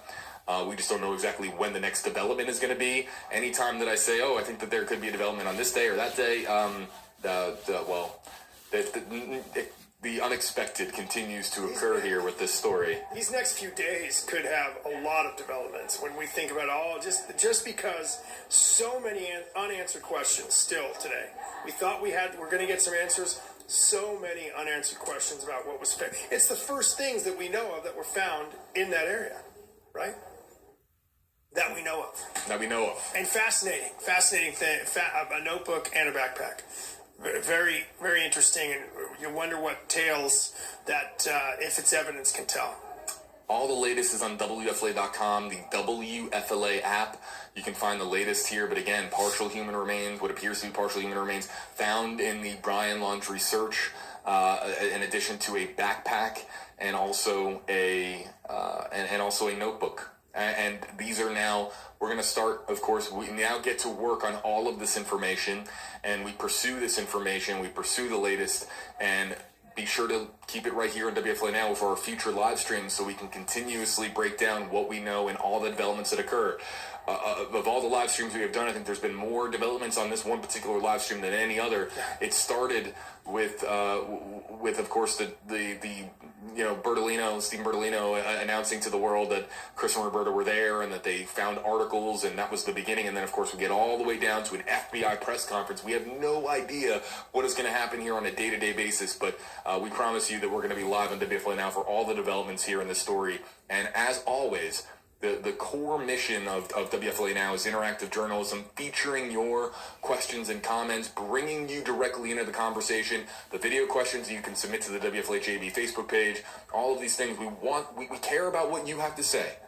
I don't know how many news stations out there. We care very much about what you are saying in our comment section, and we want to spotlight some of the things that you have to say, because your opinion and your comments matter to us. Do us a favor, watch the TV, watch WFLA as well, watch Channel 8 as well, because the coverage is great, and there's a lot of dedicated journalists, and we'd love to have you as new viewers or continued viewers, obviously. WFLA News Channel 8, getting ready for the 6 o'clock news. Eagle 8 HD, everybody, is going to be live somewhere over Sarasota County, outside of the TFR. We just don't know exactly where. So we're ending this Facebook live stream. Hop over to YouTube if you want to see exactly where, or you can hop over to WFLA.com, the WFLA app, or YouTube if you want to see where Eagle is heading and what that's going to look like from the air. But that's going to wrap it for Walt and myself. The streaming coverage continues for our next development, or on Thursday, October 21st, here live on WFLA Now. And again, the very latest for you on WFLA.com and the WFLA app.